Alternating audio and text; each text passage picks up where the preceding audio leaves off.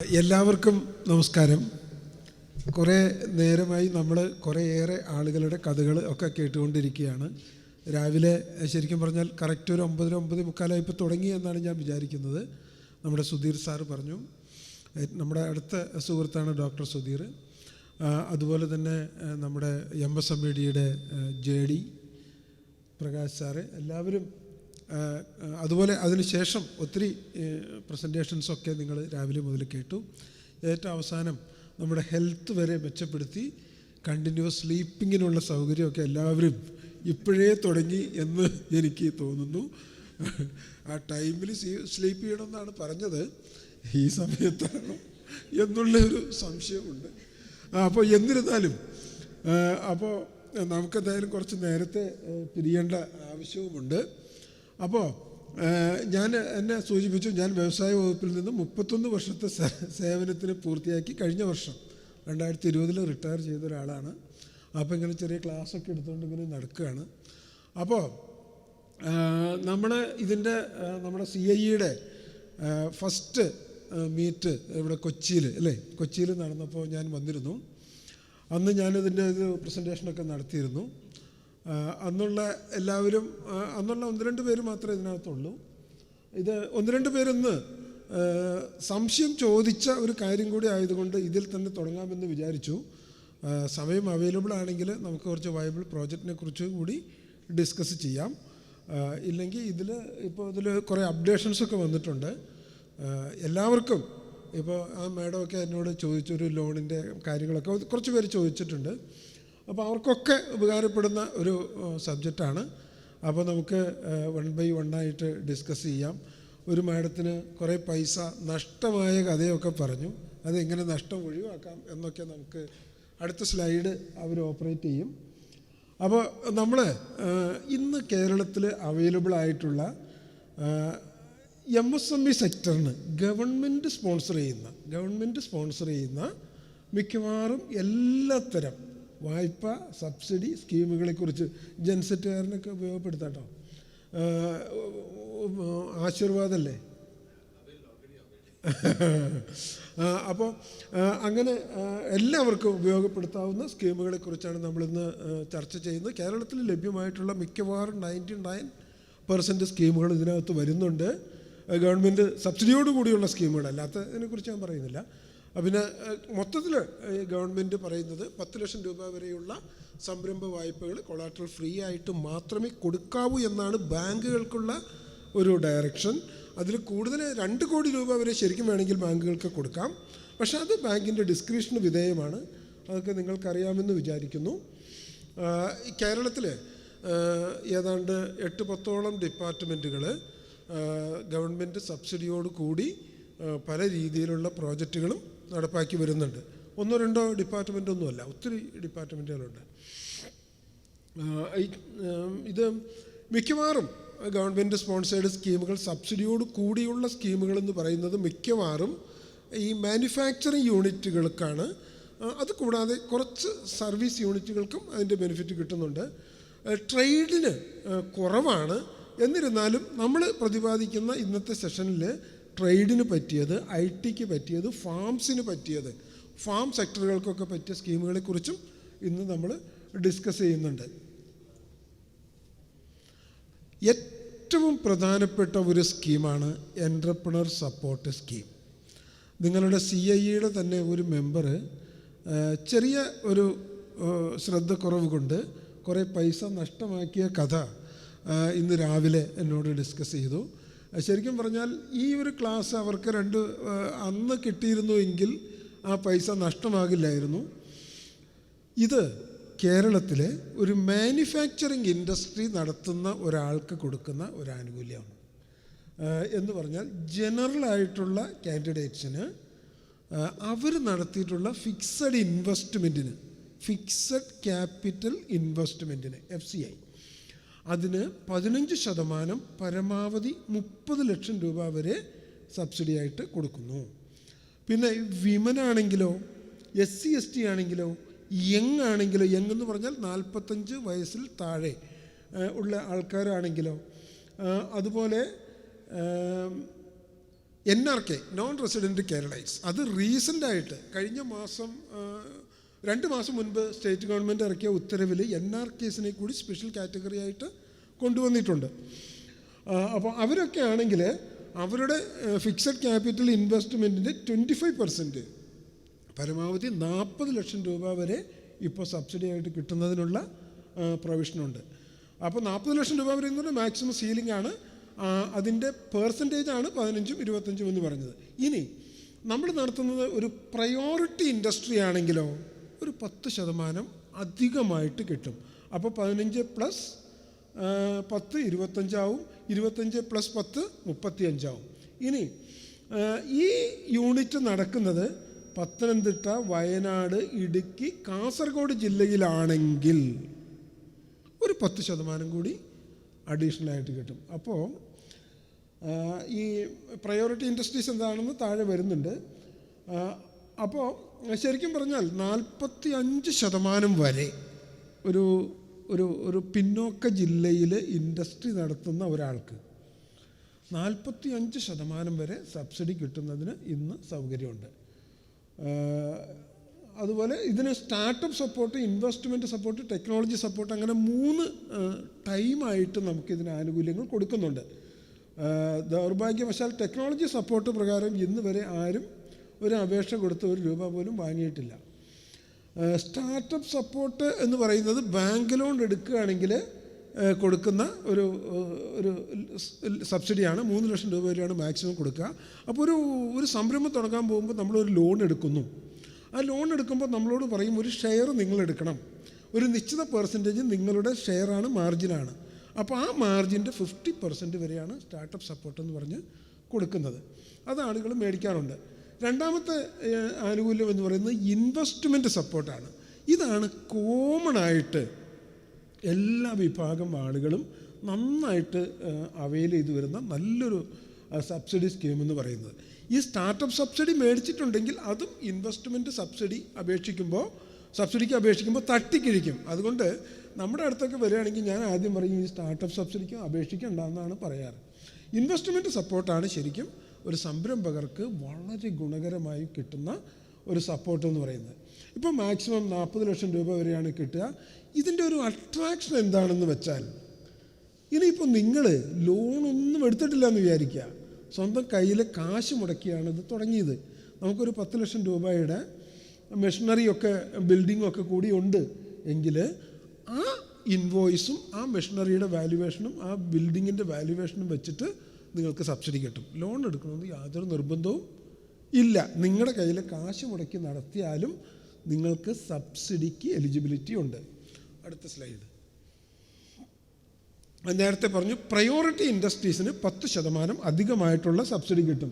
ഏതൊക്കെയാണ് ഈ priority industries? കേരളത്തിൻ്റെ ഒരു മേൽക്കൈയുള്ള ഒരു ഉൽപ്പന്നമാണ് റബ്ബർ ബേസ്ഡ് സ്ഥാപനങ്ങൾ. Agro food processing industry. ഇന്ന് രാവിലത്തെ 2 സെഷനുകളും ആഗ്രോ ഫുഡ് പ്രോസസ്സിങ്ങിനെ കുറിച്ചായിരുന്നു. ഒരുപക്ഷെ ഇന്ന് ഈ കേൾക്കുന്ന സംരംഭകരിൽ ഒരു പുതുതായി ഒരു സംരംഭം തുടങ്ങണമെന്ന് ആഗ്രഹിക്കുന്ന ഒരാളുണ്ട് എങ്കിൽ അവർക്ക് വേറെ വലിയ ടെക്നിക്കൽ നോളേജോ ബാക്ക്ഗ്രൗണ്ടോ എക്സ്പീരിയൻസോ ഇല്ല എങ്കിൽ വളരെ പെട്ടെന്ന് എൻട്രി ചെയ്യാൻ കഴിയുന്ന ഏറ്റവും നല്ലൊരു മേഖല എന്ന് പറയുന്നത് ആഗ്രോ ഫുഡ് പ്രോസസ്സിംഗ് ഇൻഡസ്ട്രി തന്നെയാണ്. അതിൻ്റെ വലിയൊരു അട്രാക്ഷൻ എന്താണെന്ന് വെച്ചാൽ ഏറ്റവും നന്നായി മാർക്കറ്റ് ചെയ്യാൻ കഴിയുന്ന ഒരു മേഖല അവൈലബിളാണ്. ഏറ്റവും ചെറിയ ഇൻവെസ്റ്റ്മെൻറ്റിൽ നാളെ തുടങ്ങണമെങ്കിൽ നാളെ തുടങ്ങാം. അതുപോലെ തന്നെ ഏറ്റവും മികച്ച ഒരു പ്രോഫിറ്റ് മാർജിൻ കിട്ടും. കമ്പാരിറ്റീവ്ലി എൻവയോൺമെൻറ്റൽ ഇഷ്യൂസും തീരെ കുറവായിരിക്കും. ഈ ഫുഡ് പ്രോസസ്സിംഗ് ഇൻഡസ്ട്രിക്ക് കിട്ടുന്ന ഒരു പ്രോഫിറ്റ് മാർജിൻ പൊതുവെ മറ്റ് മേഖലകളിൽ കിട്ടാറില്ല. ഇപ്പോൾ എൻജിനീയറിംഗ് എടുത്താലും ശരി, പേപ്പർ ബേസ്ഡ് എടുത്താലും ശരി, ഗാർമെൻറ്റ് എടുത്താലും ശരി, ഫുഡ് പ്രോസസ്സിങ്ങിൽ വലിയ ഒരു മാർജിൻ കിട്ടും. ഇപ്പോൾ മില്ലറ്റ് മിക്സും ഒക്കെ ചെയ്യുന്ന എക്സ്പീരിയൻസ് നമ്മൾ ഷെയർ ചെയ്തു. വളരെ വലിയൊരു ഫ്യൂച്ചറുള്ള മേഖലയാണ് മില്ലറ്റ് മിക്സ് പോലുള്ള ഹെൽത്തി ഫുഡ്സ് എന്നാണ് ഈ രംഗത്തുള്ള ആൾക്കാർ തന്നെ പറയുന്നത്. ഇപ്പോൾ കഴിഞ്ഞ ദിവസം ഒരു വലിയൊരു സെമിനാർ, ഒരു പക്ഷേ നിങ്ങളുടെ ആരെങ്കിലും അറ്റൻഡ് ചെയ്തിട്ടുണ്ടാവും, മൈസൂരിലെ CFTRI centre for food research institute നടത്തിയിരുന്നു. അതിൽ അവർ പറഞ്ഞത് ഏറ്റവും ഫ്യൂച്ചറുള്ള ഒരു ഫീൽഡ് എന്ന് പറയുന്നത് ഹെൽത്തി ഫുഡുമായിട്ട് ബന്ധപ്പെട്ടിട്ടുള്ള ഫുഡ് ഐറ്റത്തിനാണ് എന്നാണ് പറഞ്ഞത്. അപ്പോൾ അതൊക്കെ വെച്ച് നോക്കുമ്പോൾ ഈ മേഖല ഞാൻ പറയുന്നത് ഒരു എക്സ്പീരിയൻസും ഇല്ലാത്ത ആൾക്ക് നാളെ തുടങ്ങണമെങ്കിൽ നാളെ തുടങ്ങാൻ കഴിയുന്ന വളരെ ബൃഹത്തായ ഒരു മേഖലയാണ് ആഗ്രോ ഫുഡ് പ്രോസസ്സിംഗ് ഇൻഡസ്ട്രി എന്ന് പറയുന്നത്. വീട്ടിൽ തന്നെ തുടങ്ങാവുന്ന നിരവധിയായിട്ടുള്ള സംരംഭങ്ങളുണ്ട്. ഞാനൊരു എക്സാമ്പിൾ നിങ്ങളുടെ അടുത്ത് വേണമെങ്കിൽ ജസ്റ്റ് ഒരു എക്സാമ്പിൾ പറയാം. ഒരു പാവം പിടിച്ച ഒരു സ്ത്രീ, അവർ നെടുമ്പാശ്ശേരിക്കടുത്ത് ഒരു ബിസിനസ് നടത്തുക. കുക്കു നാച്ചുറൽസ് എന്നാണ് ആ സ്ഥാപനത്തിൻ്റെ പേര്, കുക്കു നാച്ചുറൽസ്. അവരുണ്ടാക്കുന്നത് ഇതുപോലത്തെ ഒരു ഹെൽത്തി മിക്സാണ്. ഹെൽത്തി മിക്സ് എന്ന് പറഞ്ഞാൽ അവരുടെ വീട്ടിലൊരു ഫ്ലോർ മില്ലോ പാക്കിംഗ് മെഷീനോ യാതൊന്നുമില്ല. അത് അവിടെയാണ് അതിൻ്റെ ഒരു ഹൈലൈറ്റ് എന്ന് പറയുന്നത്. ഒരു ടീച്ചറാണ്, അവർ VRS എടുത്ത് പോന്നു. അവർക്ക് അവിടെ കണ്ടിന്യൂ ചെയ്യാൻ പറ്റാത്തതുകൊണ്ട് ഗവൺമെൻറ് സർവീസിലായിരുന്നില്ല. അപ്പോൾ ഇവർക്ക് ജീവിക്കാൻ വേണ്ടി ഒരു ബിസിനസ് ചെയ്യുന്ന കുക്കു നാച്ചുറൽസ് നെടുമ്പാശ്ശേരി എയർപോർട്ടിൻ്റെ അടുത്താണ്. അവിടെ ഇവർ ചെയ്യുന്നതെന്ന് പറഞ്ഞാൽ ഈ മാർക്കറ്റിൽ നിന്നും മുതിര, കടല, അതുപോലെ ഇപ്പോൾ നേരത്തെ സൂചിപ്പിച്ച മില്ലറ്റ്സ്, മറ്റേ 2-3 സാധനങ്ങളുണ്ടല്ലോ, ചാമ, അതിന് വേറൊരു റാഗി, ഇതുപോലുള്ള സാധനങ്ങൾ മേടിച്ചിട്ട് അവരെന്താ ചെയ്യാന്ന് വെച്ചാൽ അവർ 8 മണിക്കൂർ വെള്ളത്തിൽ വെച്ച് 8 മണിക്കൂർ പുറത്ത് വെച്ച് കഴിയുമ്പോൾ അതിൻ്റെ ഒരു മുള പൊട്ടും. ഈ സാധനം മുളപ്പിച്ചതിന് ശേഷം ഇതവർ വെയിലത്ത് വെച്ച് ഉണക്കും. വെയിലില്ലാത്തപ്പോൾ തൊട്ടടുത്തൊരു ഡ്രയർ സർവീസ് ചെയ്ത് കൊടുക്കുന്ന ഒരു സ്ഥാപനമുണ്ട്, അന്ന ഡ്രയേഴ്സ് എന്ന് പറഞ്ഞിട്ട്. അവിടെ കൊണ്ടു കൊടുത്തിട്ട് ഉണക്കി മേടിക്കും. അത് കൂടാണ്ട് അവർ ഏത്തക്കായ വാങ്ങിക്കും, അതുപോലെ കണ്ണങ്കായ വാങ്ങിക്കും. അത് തൊലി കളഞ്ഞിട്ട്, പഴുത്തതല്ല, തൊലി കളഞ്ഞിട്ട് അത് സ്ലൈസ് ചെയ്യും. എന്നിട്ട് അവർ വെയിലത്തിട്ട് ഉണക്കും. വെയിലില്ലാത്തപ്പോൾ ഈ പറഞ്ഞ പോലെ ഡ്രയറിൽ കൊണ്ടുപോയി ഉണക്കും. എന്നിട്ട് തൊട്ടടുത്തുള്ള മില്ലിൽ കൊണ്ടുപോയി പൊടിപ്പിക്കും. അവിടെയാണ് തൊട്ടടുത്തുള്ള മില്ലിൽ കൊണ്ടുപോയി പൊടിപ്പിക്കും. എന്നിട്ട് ഇവർ കൊണ്ടുവന്നിട്ട് ഇത് വീട്ടിൽ കൊണ്ടുവന്നിട്ട് ഇതെല്ലാം കൂടി 4:1 എന്ന റേഷ്യോയിൽ മിക്സ് ചെയ്യും. 1 എന്ന് പറയുന്നത് കായപ്പൊടിയാണ്, 4 എന്ന് പറയുന്നത് ഈ മില്ലറ്റ് മിക്സാണ്. കുക്കു നാച്ചുറൽസ് എന്നാണ് അതിൻ്റെ പേര്. ഈ സാധനം മിക്സ് ചെയ്തിട്ട് അവർ വിൽക്കും. ഇതാണ് അവരുടെ കച്ചവടം. പക്ഷേ ഇവർ പറയുകയാണ്, സാർ ഞാൻ ഈ മലയാള മനോരമയുടെ സമ്പാദ്യം മാസികയിലൊക്കെ ഞാൻ ഇത് അച്ചടിച്ച് വന്നിട്ടുണ്ട്, ഞാൻ നേരിട്ട് പോയി ഇൻ്റർവ്യൂ എടുത്തതാണ്. അപ്പോൾ ഇവർ പറയുകയാണ്, സാറേ ഞങ്ങൾക്ക് ഒരുകൂടി കച്ചവടമൊന്നുമില്ല, ആകെ 1,20,000 രൂപ 1,50,000 രൂപ ഇത്രയൊക്കെ ഒരു മാസം കച്ചവടം വരുന്നുള്ളൂ. പക്ഷേ എനിക്കൊരു 19,000 രൂപ എല്ലാ ചിലവും കഴിച്ചൊരു മാസം മാറ്റി വയ്ക്കാൻ കിട്ടും. അവർ പറഞ്ഞൊരു ബിസിനസ് ടെക്കാണത്. ശരിക്കും പറഞ്ഞാൽ എന്ത് ഇൻവെസ്റ്റ്മെൻറ്റാണ് അവർക്കുള്ളത്. ഇന്നിപ്പോൾ നാളെ നിർത്തി പോകണമെന്ന് വെച്ചാൽ നാളെ നിർത്തി പോവാം. തൊട്ടടുത്ത് ഇതൊക്കെ ചെയ്യിച്ച് അവരുടെ ഒരു ഹസ്ബൻഡ് അവർ ഹെൽപ്പ് ചെയ്യുന്നു. ഇത്രയേ ഉള്ളൂ. ഇതാ ഞാൻ പറഞ്ഞത്, ഇതുപോലെ ഒരു ബിസിനസ്സൊക്കെ ചെയ്യണമെന്നുണ്ടെങ്കിൽ നാളെ തുടങ്ങാം. ഈ ആഗ്രോ ഫുഡ് പ്രോസസ്സിങ് ഇൻഡസ്ട്രിയാണ് ശരിക്കും ഒരു എക്സ്പേർട്ട്നെസ്സും ഇല്ലാത്തവർക്ക്, എക്സ്പേർട്ട്നെസ് ഉള്ളവർക്ക് വേറെ ഇഷ്ടംപോലെ മേഖലകളുണ്ട്, ഇല്ലാത്തവർക്ക് വളരെ പെട്ടെന്ന് എൻ്റർ ചെയ്യാനും വളരെ നന്നായിട്ട് ഗ്രോ ചെയ്യാനും കഴിയുന്ന ഒരു മേഖല എന്നുള്ളതാണ് എൻ്റെ പഠനത്തിലല്ല മൊത്തത്തിലുള്ള പഠനത്തിൽ വന്നിട്ടുള്ള ഒരു കാര്യം. അതുപോലെ പ്രയോറിറ്റി ഇൻഡസ്ട്രീസിൽ വരുന്ന rubber based industries, agro food processing industries, readymade garments, machinery manufacturers four non conventional energy, അതിൻ്റെ മെഷീനറി മാനുഫാക്ചർ ചെയ്യുന്ന ഒരു സ്പെഷ്യൽ കാറ്റഗറിയാണ്. അതുപോലെ BT ബയോടെക്നോളജി ബേസ്ഡ്, പിന്നെ 100% എക്സ്പോർട്ട് ചെയ്യുന്ന എല്ലാ യൂണിറ്റുകളും സ്പെഷ്യൽ കാറ്റഗറിയാണ്. പിന്നെ ബയോഡീഗ്രേഡബിൾ പ്ലാസ്റ്റിക്സ്, അതുപോലെ പ്ലാസ്റ്റിക് വേസ്റ്റ് റീസൈക്ലിംഗ് യൂണിറ്റ് നന്നായിട്ട് ചെയ്യാവുന്ന ഒരു മേഖലയാണ്. ഈ പഴയ പ്ലാസ്റ്റിക് നമ്മളത് അത് എടുത്തിട്ട് ക്ലീൻ ചെയ്തിട്ട് അത് ഗ്രൈൻഡ് ചെയ്ത് അത് ചിപ്സാക്കാം, ഗ്രാനൂൾസും ആക്കാം. അത് ഒത്തിരി ഉൽപ്പന്നങ്ങൾക്ക് റോ മെറ്റീരിയലാണ്. അതുപോലെ ബയോ ഫെർട്ടിലൈസർ ഇൻഡസ്ട്രീസ്. ഇപ്പോൾ ഈ medical and personal hygiene product എന്ന് പറയുന്ന ഒരു ഐറ്റത്തെ കൂടി ഈ കൊറോണയുടെ പശ്ചാത്തലത്തിൽ സ്പെഷ്യൽ കാറ്റഗറി ആയിട്ട് അപ്രൂവ് ചെയ്തിട്ടുണ്ട്. ഇത്രയും സ്പെഷ്യൽ കാറ്റഗറിയുടെ പ്രത്യേകത എന്താ? ഈ സ്പെഷ്യൽ കാറ്റഗറി ബില്ലിൽ വരുന്ന ഒരു സംരംഭമാണ് നമ്മൾ ചെയ്യുന്നത് എങ്കിൽ അവർക്ക് ഫിക്സഡ് ക്യാപിറ്റൽ ഇൻവെസ്റ്റ്മെൻറ്റിൻ്റെ 10% തുക അധികമായിട്ട് സബ്സിഡി ആയിട്ട് കിട്ടുമെന്നുള്ളതാണ്. അടുത്തത് ഇത് COVID-19 പ്രമാണിച്ച് ഈ സ്പെഷ്യൽ കാറ്റഗറിക്ക് 25% ഉയർത്തി. പിന്നെ ഈ സബ്സിഡിക്ക് അപേക്ഷിക്കാൻ നേരത്തെ ഒരാൾ സൂചിപ്പിച്ചു 2 വർഷം കഴിഞ്ഞിട്ട് അപേക്ഷിച്ചില്ല അവർ. ശരിക്കും പറഞ്ഞാൽ സബ്സിഡിക്ക് 3 വർഷം കഴിഞ്ഞാലും അപേക്ഷിക്കാം. ഇപ്പോൾ 1 വർഷം കൂടി റിലാക്സേഷൻ വന്നിട്ടുണ്ട്, 4 വർഷം കഴിഞ്ഞാലും അപേക്ഷിക്കാം. പ്രയോറിറ്റി ഐറ്റംസിന് പേഴ്സണൽ ഹൈജീൻ പ്രോഡക്റ്റ് എന്ന് പറയുന്നത് സാനിറ്ററി ആൻഡ് ഹൈജീൻ പ്രോഡക്റ്റുകൾ, N95 മാസ്കുകൾ, medical oxygen, medical gloves, NRK special category, ഇത്രയും കാര്യങ്ങൾ ഈ കോവിഡിൻ്റെ പശ്ചാത്തലത്തിൽ പ്രത്യേകമായിട്ട് സംരംഭകർക്ക് കൊടുത്ത ആനുകൂല്യങ്ങളാണ്. അടുത്തത്, ഇതിൽ മറ്റൊരു പ്രത്യേകത എന്താണെന്ന് വെച്ചാൽ ഈ ആനുകൂല്യം കിട്ടുന്നതിന് പുതുതായി തുടങ്ങണമെന്ന് നിർബന്ധമൊന്നുമില്ല. നിലവിലുള്ള സ്ഥാപനങ്ങൾക്കെല്ലാം ഇതിന് എലിജിബിലിറ്റി ഉണ്ട്. എക്സ്പാൻഷൻ, ഡൈവേഴ്സിഫിക്കേഷൻ, മോഡേണൈസേഷൻ, ഇതിൻ്റെ ഭാഗമായിട്ട് വരുന്ന എല്ലാ ഇൻവെസ്റ്റ്മെൻറ്റിനും സബ്സിഡി കിട്ടും. എക്സ്പാൻഷനോ ഡൈവേഴ്സിഫിക്കേഷനോ ആണെങ്കിൽ മെഷീനറിയിലും കപ്പാസിറ്റിയിലും 25% വർധനവ് വേണം എന്നുള്ളതാണ് ഒരു ക്രൈറ്റീരിയ ഉള്ളത്. മോഡേണൈസേഷൻ ആണെങ്കിൽ മെഷീനറി ഇൻവെസ്റ്റ്മെൻറ്റിൽ മാത്രം 25% വർധനവ് ഉണ്ടായാൽ മതി. നേരത്തെ പറഞ്ഞ അതേ നിരക്കിൽ നമുക്ക് സബ്സിഡി കിട്ടും. അടുത്തത്,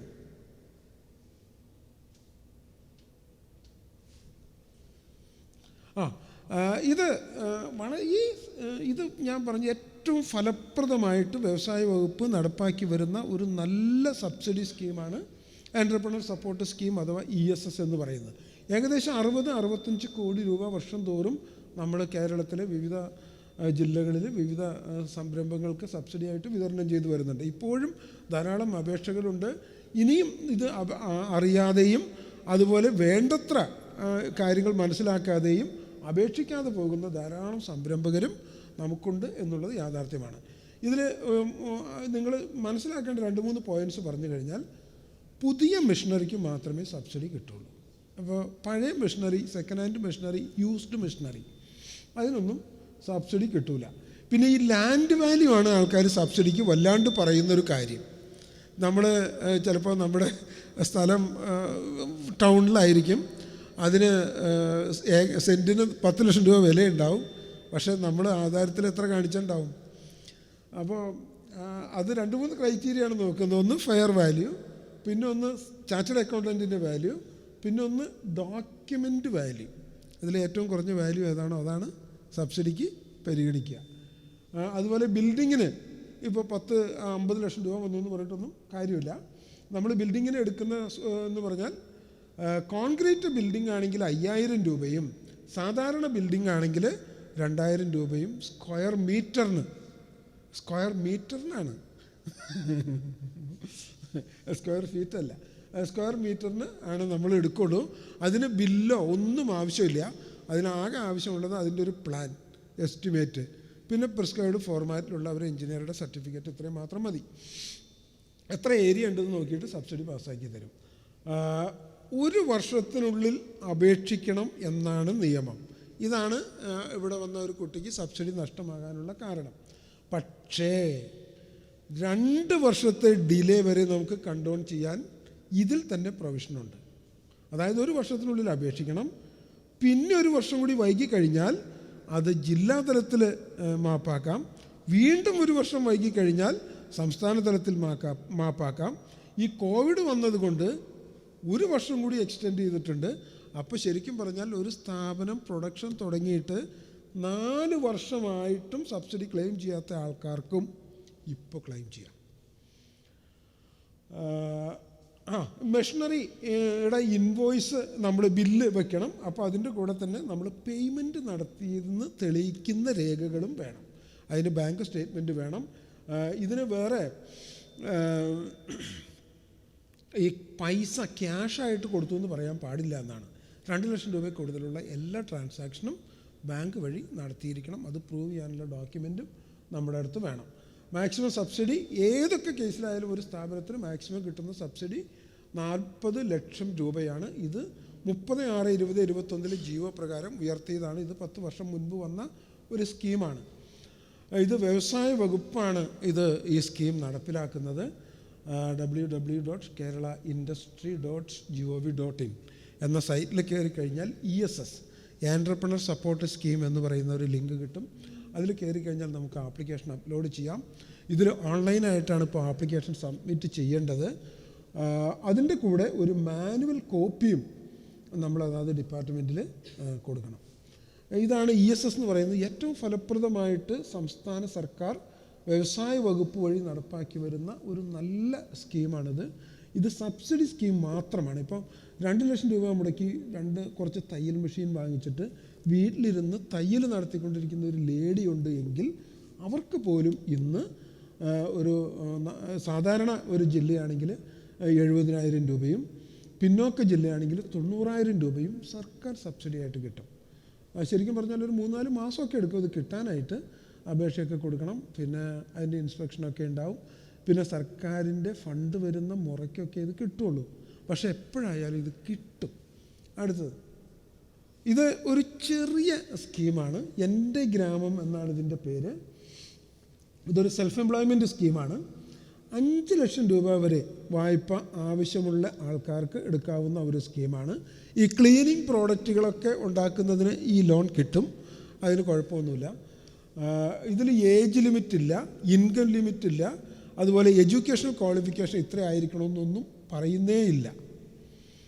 ഇതിന് സാധാരണ ആൾക്കാർക്ക് 25% സബ്സിഡി, OBCക്കും വിമനും 30% സബ്സിഡി, SC/ST ആണെങ്കിൽ 40% സബ്സിഡി. ഈ സ്കീം നടപ്പിലാക്കുന്നത് Kerala khadi and village industries ബോർഡാണ്, KVIB. ഇത് എല്ലാ ജില്ലയിലും ഒരു ഓഫീസേ ഉള്ളൂ. ജില്ലാ തലത്തിൽ അന്വേഷിച്ചാൽ നമുക്കറിയാൻ പറ്റും. സൈറ്റ് എടുത്തു കഴിഞ്ഞാൽ നിങ്ങൾക്ക് അഡ്രസ്സൊക്കെ കിട്ടും. 5 ലക്ഷം രൂപ വരെയുള്ള ചെറിയ പ്രോജക്റ്റുകൾക്ക് ഈ സബ്സിഡിയോട് കൂടി നടത്താൻ കഴിയുന്ന ഒരു സ്കീമാണ്. അപ്പോൾ ഇത് നമ്മൾക്ക് ഈ യൂണിറ്റ് തുടങ്ങിക്കഴിഞ്ഞിട്ട് ആസ്തികൾ മേടിച്ച് കഴിഞ്ഞിട്ട് പിന്നെ ലോണിന് അപേക്ഷിച്ച് കഴിഞ്ഞാൽ പറ്റൂല. അതിനു മുൻപ് കൊട്ടേഷൻസ് വാങ്ങിച്ചിട്ട് ഒരു പ്രോജക്റ്റ് ഉണ്ടാക്കിയിട്ട് അതിന് അപേക്ഷ കൊടുക്കണം. അത് പാസ്സാകുന്ന മുറയ്ക്ക് വേണം അത് മേടിക്കാനായിട്ട്. ഓക്കെ. എംപ്ലോയ്മെൻറ്റ് ഡിപ്പാർട്ട്മെൻറ്റ് നമ്മൾ പേര് രജിസ്റ്റർ ചെയ്യുക എന്ന ഒരു ജോലി മാത്രം ചെയ്തിരുന്ന എംപ്ലോയ്മെൻറ്റ് ഡിപ്പാർട്ട്മെൻറ്റ് ഇന്ന് 5 വായ്പാ പദ്ധതികൾ ഗവൺമെൻറ് സബ്സിഡിയോട് കൂടി 5 പദ്ധതികൾ നടപ്പാക്കി വരുന്നുണ്ട്. ഇതൊരു പക്ഷേ നിങ്ങൾക്ക് എല്ലാവർക്കും ഉപയോഗപ്പെട്ടില്ലെങ്കിലും നിങ്ങളുടെ ചുറ്റുപാടുമുള്ള നിങ്ങൾക്കറിയാവുന്ന ആൾക്കാർക്ക് പറഞ്ഞു കൊടുക്കണം. ഇതിൽ എംപ്ലോയ്മെൻറ്റ് രജിസ്ട്രേഷൻ നിർബന്ധമാണ് എന്നുള്ളതാണ്. അപ്പോൾ നിങ്ങൾ പറയും എംപ്ലോയ്മെൻറ്റ് രജിസ്ട്രേഷൻ ക്യാൻസലായി പോയല്ലോ അല്ലെങ്കിൽ രജിസ്റ്റർ ചെയ്തിട്ടില്ല എന്ന്. ലോൺ എടുക്കുന്നതിൻ്റെ ഭാഗമായിട്ട് എപ്പോൾ വേണമെങ്കിലും നമുക്ക് രജിസ്റ്റർ ചെയ്യാം.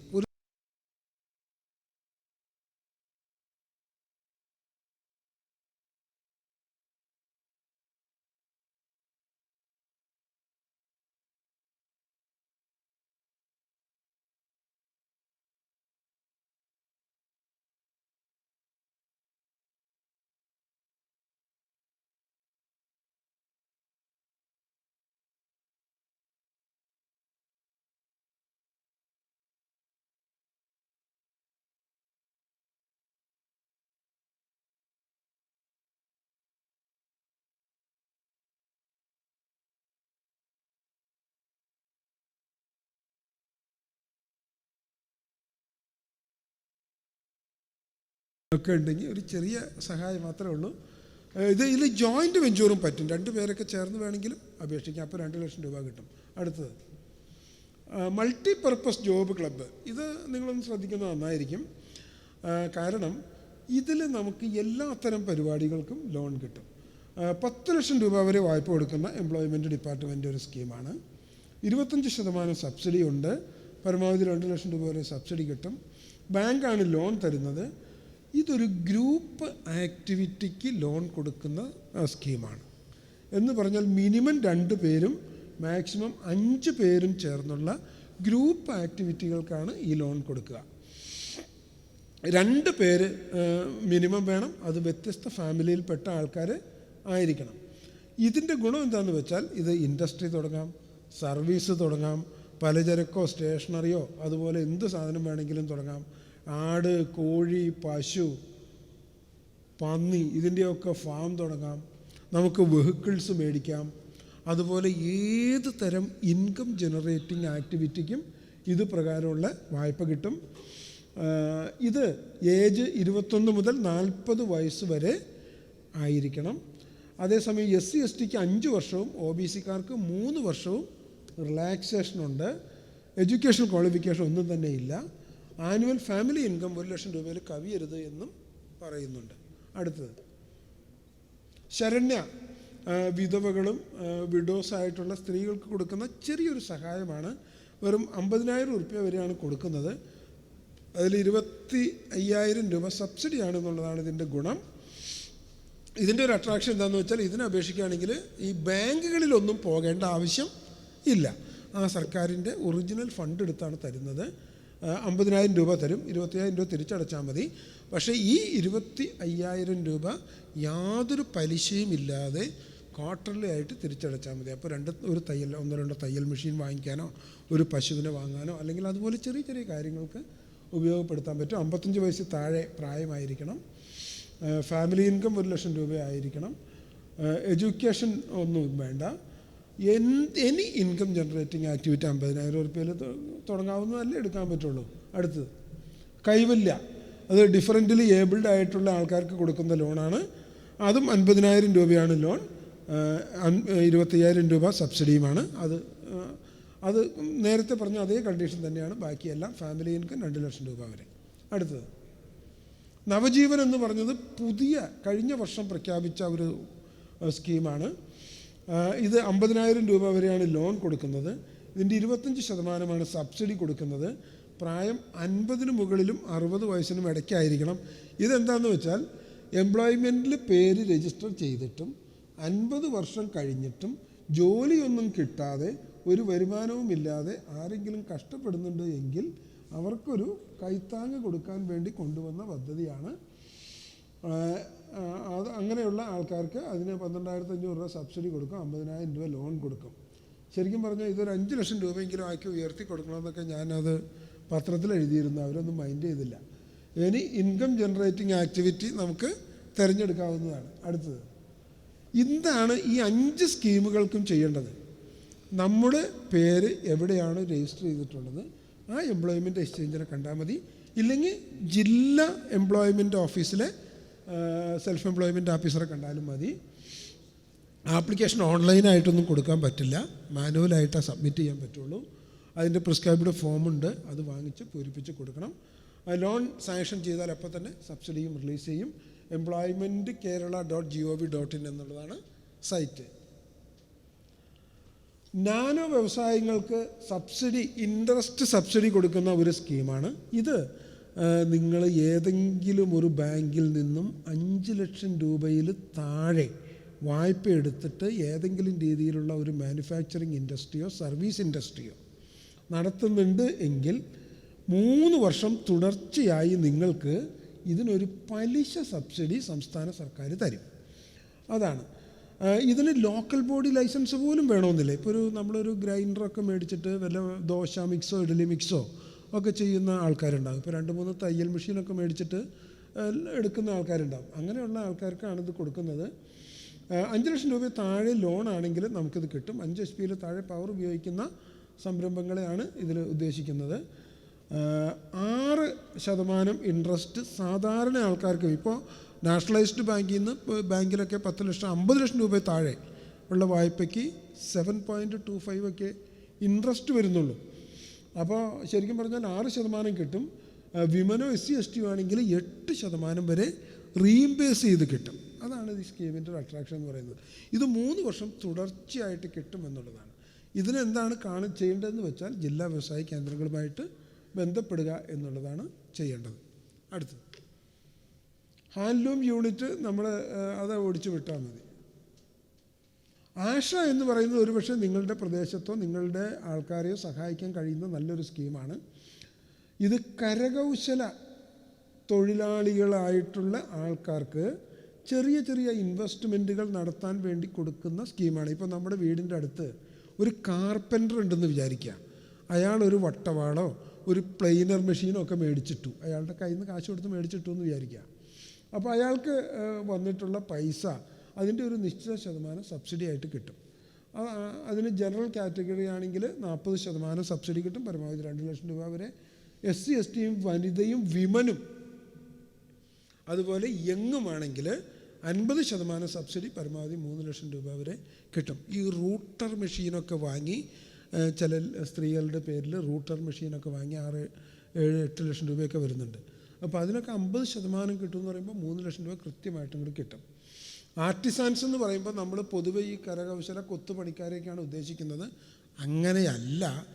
ഇപ്പോൾ മിക്കവാറും നമ്മൾ ചെയ്യുന്ന എല്ലാ പ്രവൃത്തികളും ആർട്ടിസാൻസിൻ്റെ ലിസ്റ്റിൽ വരുന്നതാണ്.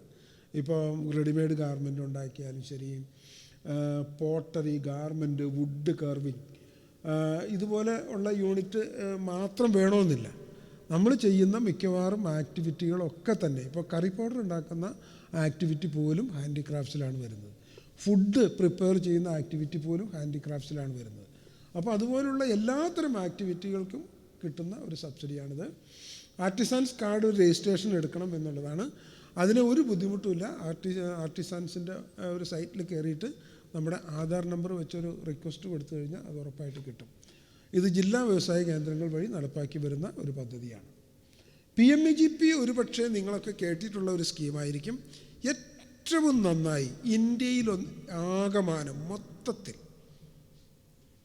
2008 മുതൽ നടപ്പാക്കി വരുന്ന ബൃഹത്തായ ഒരു എംപ്ലോയ്മെൻറ്റ് ജനറേഷൻ സ്കീമാണ് PMEGP അഥവാ prime ministers entrepreneurship development programme, employment generation programme എന്ന് പറയുന്നത്. ഇതിൽ ഒത്തിരി അട്രാക്ഷൻസ് ഉണ്ട്. ഇതിന് എത്ര പ്രായമായവർക്കും അപേക്ഷിക്കാം, കിട്ടണമെന്നില്ല. മാനുഫാക്ചറിങ് ആൻഡ് സർവീസ് യൂണിറ്റുകൾക്ക് എലിജിബിളാണ്. എഡ്യൂക്കേഷൻ ക്വാളിഫിക്കേഷൻ 8ാം ക്ലാസ് പാസ്സായിരിക്കണം. 10 ലക്ഷം രൂപ കൂടുതൽ വായ്പ എടുക്കാൻ. നമ്മളെ കളിയാക്കുകയാണ് അല്ലേ? 8ാം ക്ലാസ് പാസ്സായിരിക്കണം, 10 ലക്ഷം രൂപയിൽ കൂടുതൽ മാനുഫാക്ചറിങ് യൂണിറ്റിന് വായ്പ എടുക്കാൻ, അതുപോലെ 5 ലക്ഷം രൂപയിൽ കൂടുതൽ സർവീസ് യൂണിറ്റിന് വായ്പ എടുക്കാൻ എന്നുള്ളതാണ് ഇതിൻ്റെ എഡ്യൂക്കേഷണൽ ക്വാളിഫിക്കേഷൻ എന്ന് പറയുന്നത്. ശരിക്കും പറഞ്ഞാൽ ഇത് ആ UP-കാരെയൊക്കെ ഉദ്ദേശിച്ചുകൊണ്ടുള്ളതാണ്, നമ്മളൊന്നും കണക്കാക്കിക്കൊണ്ടല്ല. ഇതിന് ഇൻകം ലിമിറ്റില്ല. 2008 മുതൽ വളരെ ഫലപ്രദമായിട്ട് നടപ്പാക്കി വരുന്ന, ഓൾ ഇന്ത്യ തലത്തിൽ നടപ്പാക്കി വരുന്ന ബൃഹത്തായ ഒരു സ്കീമാണ് ഈ PMEGP അഥവാ prime ministers employment generation programme എന്ന് പറയുന്നത്. അടുത്ത സ്ലൈഡ്. ഇതിൻ്റെ മെച്ചം എന്താണ്? ഇത് ഒരു മാനുഫാക്ചറിങ് ഇൻഡസ്ട്രിക്ക് യൂണിറ്റിന് 25 ലക്ഷം രൂപ വരെ വായ്പ കിട്ടും. അതുപോലെ ഒരു സർവീസ് യൂണിറ്റ് ആണെങ്കിൽ 10 ലക്ഷം രൂപ വരെ കിട്ടും. ഇതിന് വലിയ തോതിലുള്ള സബ്സിഡി കൊടുക്കുന്നു എന്നുള്ളതാണ് ഇതിൻ്റെ ഒരു പ്രത്യേകത എന്ന് പറയുന്നത്. ജനറൽ കാറ്റഗറിയിൽ വരുന്ന ആൾക്കാർക്ക് മുനിസിപ്പാലിറ്റി കോർപ്പറേഷൻ പ്രദേശത്താണ് സംരംഭം നടത്തുന്നത് എങ്കിൽ 15%, റൂറൽ ഏരിയയിലാണ് സംരംഭം നടത്തുന്നത് എങ്കിൽ 25% സബ്സിഡി കിട്ടും. ഇനി സ്പെഷ്യൽ കാറ്റഗറി, ആ സ്പെഷ്യൽ കാറ്റഗറി ആരൊക്കെയാണ് എന്ന് നിങ്ങളൊന്ന് നോക്കണേ. എല്ലാ വനിതകളും സ്പെഷ്യൽ കാറ്റഗറിയാണ്. അപ്പോൾ പോപ്പുലേഷൻ്റെ മോർ ദാൻ 50% സ്പെഷ്യൽ കാറ്റഗറിയായി. എല്ലാ SC/ST-കാരും സ്പെഷ്യൽ കാറ്റഗറിയാണ്. എല്ലാ OBC-കാരും സ്പെഷ്യൽ കാറ്റഗറിയാണ്. എല്ലാ മൈനോറിറ്റിക്കാരും സ്പെഷ്യൽ കാറ്റഗറിയാണ്. പിന്നെ ഈ സ്പെഷ്യൽ കാറ്റഗറിയിൽ വരാത്ത ആരാ ഉള്ളത്? വളരെ മൈന്യൂട്ടായിട്ടുള്ളൊരു വിഭാഗം മാത്രമാണ് സ്പെഷ്യൽ കാറ്റഗറിയിൽ വരാത്തതുള്ളത്. ഇങ്ങനെ ആരെങ്കിലുമൊക്കെ നമ്മുടെ അടുത്ത് വരികയാണെങ്കിൽ അപ്പം ഞങ്ങളൊക്കെ പറയണത് എന്താണെന്ന് വെച്ചാൽ വീട്ടിലേതെങ്കിലും സ്ത്രീയുടെ പേരിൽ അപേക്ഷിക്കാനാണ് പറയാറ്. അപ്പോൾ അവർക്ക് മാക്സിമം സബ്സിഡി കിട്ടും. അവർ പഞ്ചായത്ത് പ്രദേശത്തൊക്കെ സംരംഭം തുടങ്ങുകയാണെങ്കിൽ 35% സബ്സിഡി കിട്ടും. അർബൻ ഏരിയയിൽ, അതായത് മുനിസിപ്പാലിറ്റി കോർപ്പറേഷൻ പ്രദേശത്താണെങ്കിൽ 25% സബ്സിഡി കിട്ടും. ഇതിൻ്റെ ഒരു ഗുണം എന്താണെന്ന് വെച്ചാൽ ഇതിന് സബ്സിഡി കിട്ടുന്നത് ഫിക്സഡ് ഇൻവെസ്റ്റ്മെൻറ്റിനല്ല. ഫിക്സഡ് ഇൻവെസ്റ്റ്മെൻറ്റിനും വർക്കിംഗ് ക്യാപിറ്റലിനുമൊക്കെ ചേർന്ന മൊത്തം പ്രോജക്റ്റ് കോസ്റ്റിന്, പദ്ധതി ചെലവിന് ഇതിൻ്റെ സബ്സിഡി കിട്ടും. ഇപ്പോൾ 25 ലക്ഷം രൂപ വായ്പയുടെ പ്രോജക്റ്റ് നടപ്പാക്കുന്ന ഒരാളെ സംബന്ധിച്ച് 8.25 ലക്ഷം രൂപയോളം ഡയറക്റ്റ് സെൻട്രൽ ഗവൺമെൻറ്റിൻ്റെ സബ്സിഡി കിട്ടുകയാണ്. ഒരു ഡിലേയും ഇല്ല. ലോൺ സാങ്ഷൻ ചെയ്ത് ഒരു EDP അറ്റൻഡ് ചെയ്ത് കഴിഞ്ഞാൽ, അത് അപ്ലോഡ് ചെയ്ത് കഴിഞ്ഞാൽ അപ്പോൾ സബ്സിഡി കിട്ടും സെൻട്രൽ ഗവൺമെൻറ്റിൻ്റെ. ഒരു നിയന്ത്രണവുമില്ല. സഫിഷ്യൻറ്റ് ഫണ്ടുണ്ട്. കേരളം വളരെ ഭംഗിയായി ഉപയോഗപ്പെടുത്തുന്ന ഒരു സ്കീമായത്. ഒരു വർഷം ഏതാണ്ട് 2500 പേർക്കെങ്കിലും കുറഞ്ഞത് ഈ PMEGP പ്രകാരം നമ്മൾ വായ്പ കേരളത്തിൽ ഡിസ്പേഴ്സ് ചെയ്യുന്നുണ്ട്. 2500ഓളം പുതിയ യൂണിറ്റുകൾ ഈ ഒരു PMEGP-യുടെ അണ്ടറിൽ ഓരോ വർഷവും കേരള സംസ്ഥാനത്ത് ഉണ്ടാകുന്നുണ്ട് എന്നുള്ളതാണ്. അതിൽ തന്നെ ഏറ്റവും കൂടുതൽ വായ്പ കൊടുക്കുന്ന ഒരു ജില്ല കേരളത്തിൽ എടുത്തു കഴിഞ്ഞാൽ മലപ്പുറമാണ്. മലപ്പുറത്താണ് ഏറ്റവും കൂടുതൽ അപേക്ഷകൾ ലോൺ കൊടുക്കുന്നത്. ഇത് ഏറ്റവും നന്നായിട്ട് നമുക്ക് ഡിപ്പെൻഡ് ചെയ്യാവുന്ന ഒരു സ്കീമാണ്. ഇതിലൊരു പ്രശ്നമെന്ന് പറയുന്നത് കുറേ ഐറ്റംസിന് ഇതിൽ നെഗറ്റീവ് ലിസ്റ്റിൽ ഉൾപ്പെടുത്തിയിട്ടുണ്ട്. ഉദാഹരണത്തിന് ഇറച്ചി മത്സ്യം പ്രോസസ്സ് ചെയ്യുന്ന സ്ഥാപനങ്ങൾ, ഓട്ടോറിക്ഷ പോലുള്ള വാഹനങ്ങൾ മേടിക്കുന്ന കാര്യങ്ങൾ, ജിമ്മ്, നേരത്തെ മാഡം സൂചിപ്പിച്ച ജിമ്മിനൊന്നും ഇതിൽ വായ്പ കിട്ടില്ല. അതുപോലെ ഈ ടെസ്റ്റിംഗ് ലാബോറട്ടറികൾക്ക് വായ്പ കിട്ടില്ല. അതുപോലെ ട്രെയിനിങ് സെൻറ്ററുകൾ, എഡ്യൂക്കേഷൻ അതുപോലെയുള്ള ട്രെയിനിങ് സെൻറ്ററുകൾക്കൊന്നും, അങ്ങനെ കുറേ ഐറ്റത്തിന്. അതുപോലെ ഫാമുകൾ, ഡയറി ഫാം, ചിക്കൻ ഫാം അതുപോലുള്ള ഫാമുകൾ, അതുപോലെ കൾട്ടിവേഷനുകൾ, ഇതിനൊന്നും ഇതിൽ വായ്പ കിട്ടില്ല. ബാക്കി വരുന്ന എല്ലാത്തരം ആക്ടിവിറ്റികൾക്കും ഇതിൽ വായ്പ കിട്ടും. ഇതിന് നമ്മൾ ചെയ്യേണ്ടത് ഓൺലൈൻ അപേക്ഷ മാത്രമേ കൊടുക്കാൻ പറ്റുള്ളൂ. www.kvic.in/PMEGP എന്ന സൈറ്റിൽ കയറി കഴിഞ്ഞാൽ നമുക്ക് ആപ്ലിക്കേഷൻ അപ്ലോഡ് ചെയ്യാം. ഇത് ഈ 3 ഏജൻസികൾ വഴി ഈ പദ്ധതി നടപ്പിലാക്കുന്നുണ്ട്. അതിലൊന്ന് ഡിസ്ട്രിക്ട് ഇൻഡസ്ട്രി സെൻ്ററാണ്, 2 KVIC ആണ്, khadi and village industries commission. എല്ലാ ജില്ലയിലും അതിൻ്റെ ഒരു നോഡൽ ഓഫീസുണ്ട്. പിന്നെ മറ്റൊന്ന് KVIB, khadi and village industries board. ഈ 3 ഡിപ്പാർട്ട്മെൻറ്റ് വഴിയും നമുക്ക് PMEGP പദ്ധതി പ്രകാരമുള്ള വായ്പയ്ക്ക് ആപ്ലിക്കേഷൻ കൊടുക്കാം. അടുത്ത സ്ലൈഡ്.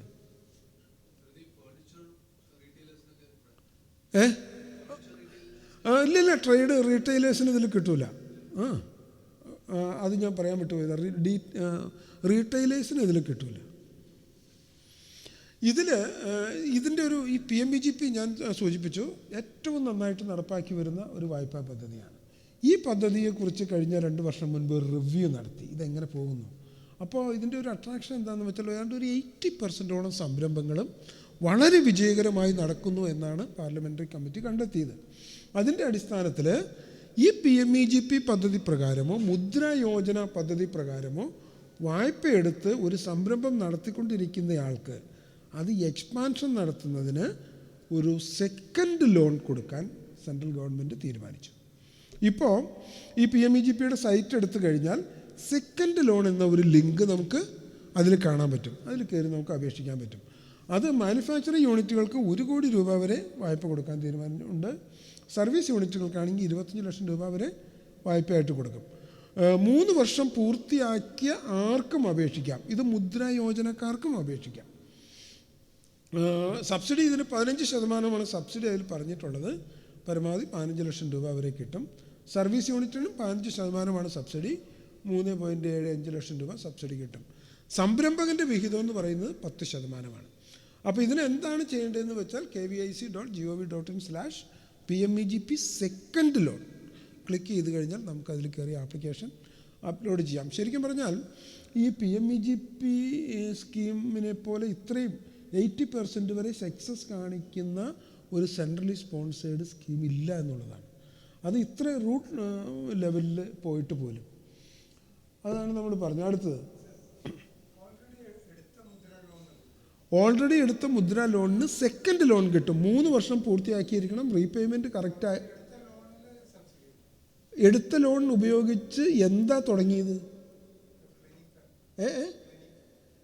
ക്ലിനിക്കിന് കിട്ടില്ല. അതേസമയം നിങ്ങളൊരു മാനുഫാക്ചറിങ് യൂണിറ്റാണ്, വല്ല പുട്ടുപൊടിയോ ആ കുട്ടി ഉണ്ടാക്കിയ പോലെ വല്ല മില്ലറ്റ് മിക്സൊക്കെ ഉണ്ടാക്കിയിരുന്നെങ്കിൽ കിട്ടുമായിരുന്നു. മാനുഫാക്ചറിങ് യൂണിറ്റ് ആണെങ്കിൽ സബ്സിഡി കിട്ടുമായിരുന്നു. ക്ലിനിക്കിന് സബ്സിഡി കിട്ടില്ല. മുദ്ര യോജന കൂടുതൽ പറയേണ്ട ആവശ്യമുണ്ടെന്ന് തോന്നുന്നില്ല. ഇത് നമുക്കറിയാമല്ലോ, സെൻട്രൽ ഗവൺമെൻറ് 3-4 വർഷം മുൻപ് ഡിക്ലെയർ ചെയ്ത് നടപ്പാക്കിയ ഒരു പദ്ധതിയാണ് മുദ്ര യോജന. ഇത് ബാങ്കിൽ നിന്നും ഡയറക്റ്റായിട്ട് കൊടുക്കുന്ന ഒരു ലോണാണ്. 3 കാറ്റഗറി ആയിട്ടാണ് ഇതിൽ ലോൺ കൊടുക്കുന്നത്. ശിശു എന്ന് പറഞ്ഞൊരു 50,000 റുപ്യ, കിഷോർ എന്ന് പറഞ്ഞ് 50,000 വിട്ടു 5 ലക്ഷം രൂപ വരെ, തരുൺ എന്ന് പറഞ്ഞിട്ട് 5 ലക്ഷം രൂപ മുതൽ 10 ലക്ഷം രൂപ വരെയാണ് വായ്പയായിട്ട് കൊടുക്കുന്നത്. ഇതിന് ഗ്യാരണ്ടി ആവശ്യമില്ല എന്നുള്ളതാണ് ഈ സ്കീമിൻ്റെ പ്രത്യേകത.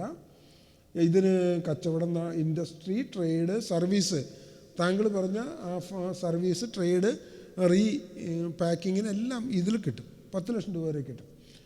ഫാംസ്, ഹോട്ടൽ, അതുപോലെ എല്ലാത്തരം ആക്ടിവിറ്റികൾക്കും ഇതിൽ ലോൺ കിട്ടും. തുടക്കത്തിൽ ഫാമുകൾക്കൊന്നും കൊടുത്തിരുന്നില്ല. ഇപ്പോൾ ഫാമുകൾക്കും കൊടുക്കാം എന്ന് പ്രത്യേകം ഉത്തരവ് വന്നിട്ടുണ്ട്.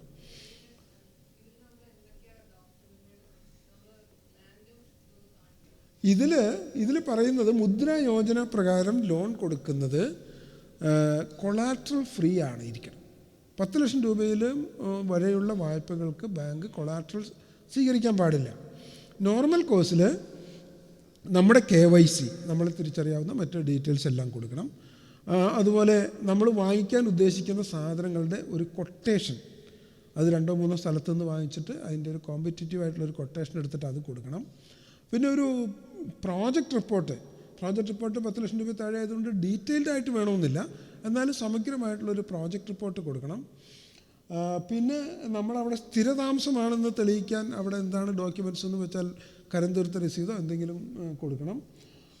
അത്തരം ഡോക്യുമെൻറ്റ്സാണ് പുതിയ ഒരാളെ സംബന്ധിച്ച് മെയിനായിട്ട് വേണ്ടത്. അതേസമയം വാടകയ്ക്ക് ഈ തുടങ്ങുന്ന സ്ഥലം വാടകയ്ക്കാണെങ്കിൽ അതിൻ്റെ വാടക കരാറും എല്ലാം കൊടുക്കണം. അതേസമയം നിലവിലുള്ള ഒരാൾ അപേക്ഷിക്കുകയാണെങ്കിൽ 2 വർഷത്തെങ്കിലും കുറഞ്ഞ ഓഡിറ്റഡ് ബാലൻസ് ഷീറ്റും അതിൻ്റെ എക്സിസ്റ്റിംഗ് അസറ്റ് ലയബിലിറ്റി സ്റ്റേറ്റ്മെൻറ്റും ഒക്കെ കൊടുക്കണം. ഇതിൽ ഇൻട്രസ്റ്റ് സെയിമാണ്, ഇൻട്രസ്റ്റ് കൂടുതലില്ല, സാധാരണ ഇൻട്രസ്റ്റാണ്. അല്ല, സാധാരണ ഇൻട്രസ്റ്റാണ്, ഇൻട്രസ്റ്റ് കൂടുതൽ മേടിക്കില്ല എന്തായാലും. പിന്നെ ഇതിലെന്താണെന്ന് വെച്ചാൽ ഇതിൽ ഒരു സബ്സിഡി ഒന്നുമില്ല. ഞാൻ എൻ്റെ അടുത്ത് വന്നവരോട് ഇതിൽ വഴിക്ക് പോകണ്ടെന്ന് ഞാൻ പറയാറ്. കാരണം ഇതിൽ എന്താ ഗവൺമെൻറ് എന്താ കൊടുക്കണേ?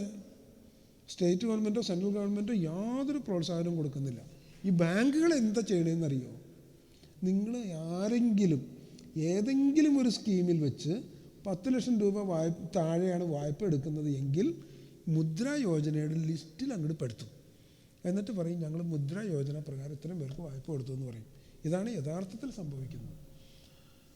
അതുകൊണ്ട് തന്നെ പലപ്പോഴും ബാങ്കിനും കൊടുക്കാനൊരു താല്പര്യമില്ല. അതേസമയം PMEGP ഒക്കെ പിന്നെയും ബാങ്ക് കൊടുക്കുന്നുണ്ട് ഒരു നന്നായിട്ട്. ഈ പറഞ്ഞ കാര്യങ്ങളൊക്കെ തന്നെ നമ്മുടെ പേഴ്സണൽ ഡീറ്റെയിൽസ്, ഇപ്പം നമ്മൾ കമ്മ്യൂണിറ്റി വൈസിൽ ഉണ്ടെങ്കിൽ കമ്മ്യൂണിറ്റി സർട്ടിഫിക്കറ്റ്, പൊല്യൂഷൻ നമ്മുടെ ഈ റൂറൽ ഏരിയ ആണെങ്കിൽ നമ്മുടെ ലോക്കൽ ബോഡിയിൽ നിന്നുള്ള ഒരു ലെറ്റർ, അങ്ങനെ കുറച്ച് ഡോക്യുമെൻറ്റ്സ്. ബാക്കിയൊക്കെ കൊട്ടേഷൻ, അതുപോലെ പ്രോജക്റ്റ് റിപ്പോർട്ട്, അതൊക്കെ തന്നെയാണ് കൊടുക്കണ്ടേ. അടുത്തത് സ്റ്റാൻഡപ്പ് ഇന്ത്യ. ഇതും സെൻട്രൽ ഗവൺമെൻറ് 2-3 വർഷം മുമ്പ് കൊണ്ടുവന്നൊരു സ്കീമാണ്. ഇത് ഒരുപക്ഷെ വേണ്ടത്ര പ്രചാരം കിട്ടാതെ പോയൊരു സ്കീമാണ്. ഇത് ബാങ്കുകൾക്ക് നന്നായിട്ട് വായ്പ കൊടുക്കാവുന്ന ഒരു സ്കീമാണ്. ഇത് വനിതകൾക്കും SC/STക്കും മാത്രം വായ്പ കൊടുക്കുന്ന ഒരു സ്കീമാണ്. ഇന്ത്യ മഹാരാജ്യത്ത് ഏതാണ്ട് 1,25,000-ഓളം ബാങ്കിൻ്റെ ബ്രാഞ്ചുകൾ പ്രവർത്തിക്കുന്നുണ്ടെന്നാണ് കണക്ക്. ഇന്ത്യയിൽ പ്രവർത്തിക്കുന്ന ഒരു ബാങ്ക് ബ്രാഞ്ച് ഒരു വനിതയ്ക്കും ഒരു SC/STക്കും ഒരു സാമ്പത്തിക വർഷത്തിൽ 1 വായ്പകൾ വീതം നിർബന്ധമായി നൽകിയിരിക്കണമെന്ന് ബാങ്ക് ബ്രാഞ്ചുകളെ ഇൻസിസ്റ്റ് ചെയ്യുന്ന ഒരു സെൻട്രൽ ഗവൺമെൻറ് സ്കീമാണ് സ്റ്റാൻഡപ്പ് ഇന്ത്യ എന്ന് പറയുന്നത്. ഇതിൻ്റെ ഒരു അട്രാക്ഷൻ എന്ന് പറയുന്നത് ഇതിൻ്റെ വായ്പ എന്ന് പറയുന്നത് 10 ലക്ഷം രൂപയ്ക്ക് മുകളിലായിരിക്കണം, 1 കോടി രൂപയ്ക്ക് താഴെയായിരിക്കണം. ഇതിന് കൊളാട്രൽ സെക്യൂരിറ്റി ആവശ്യമില്ല എന്ന് ഇതിൽ നിർബന്ധമായിട്ടും പറയുന്നുണ്ട്. ഇതിൽ സബ്സിഡി ഒന്നും തന്നെ ഇതിലും ഇല്ല. അതേസമയം മാനുഫാക്ചറിങ് യൂണിറ്റൊക്കെ ചെയ്യുകയാണെങ്കിൽ നമുക്ക് മറ്റ് സബ്സിഡികൾ മേടിക്കാം. നമ്മൾ എന്താണ് ചെയ്യേണ്ടത്? ഇതിന് സ്റ്റാൻഡപ്പ് ഇന്ത്യ സ്കീം പ്രകാരം വായ്പ എടുക്കുന്നതിന് ഒരു വനിതയോ SC/STയോ തയ്യാറാണെങ്കിൽ അവർ അവരുടെ അക്കൗണ്ട് ഹോൾഡ് ചെയ്യുന്ന ബാങ്കിനെ അപ്രോച്ച് ചെയ്ത് സംസാരിക്കുകയാണ് വേണ്ടത്.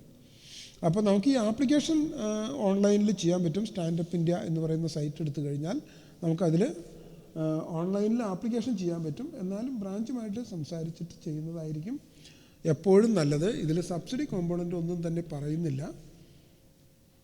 അടുത്തത് CMEDP.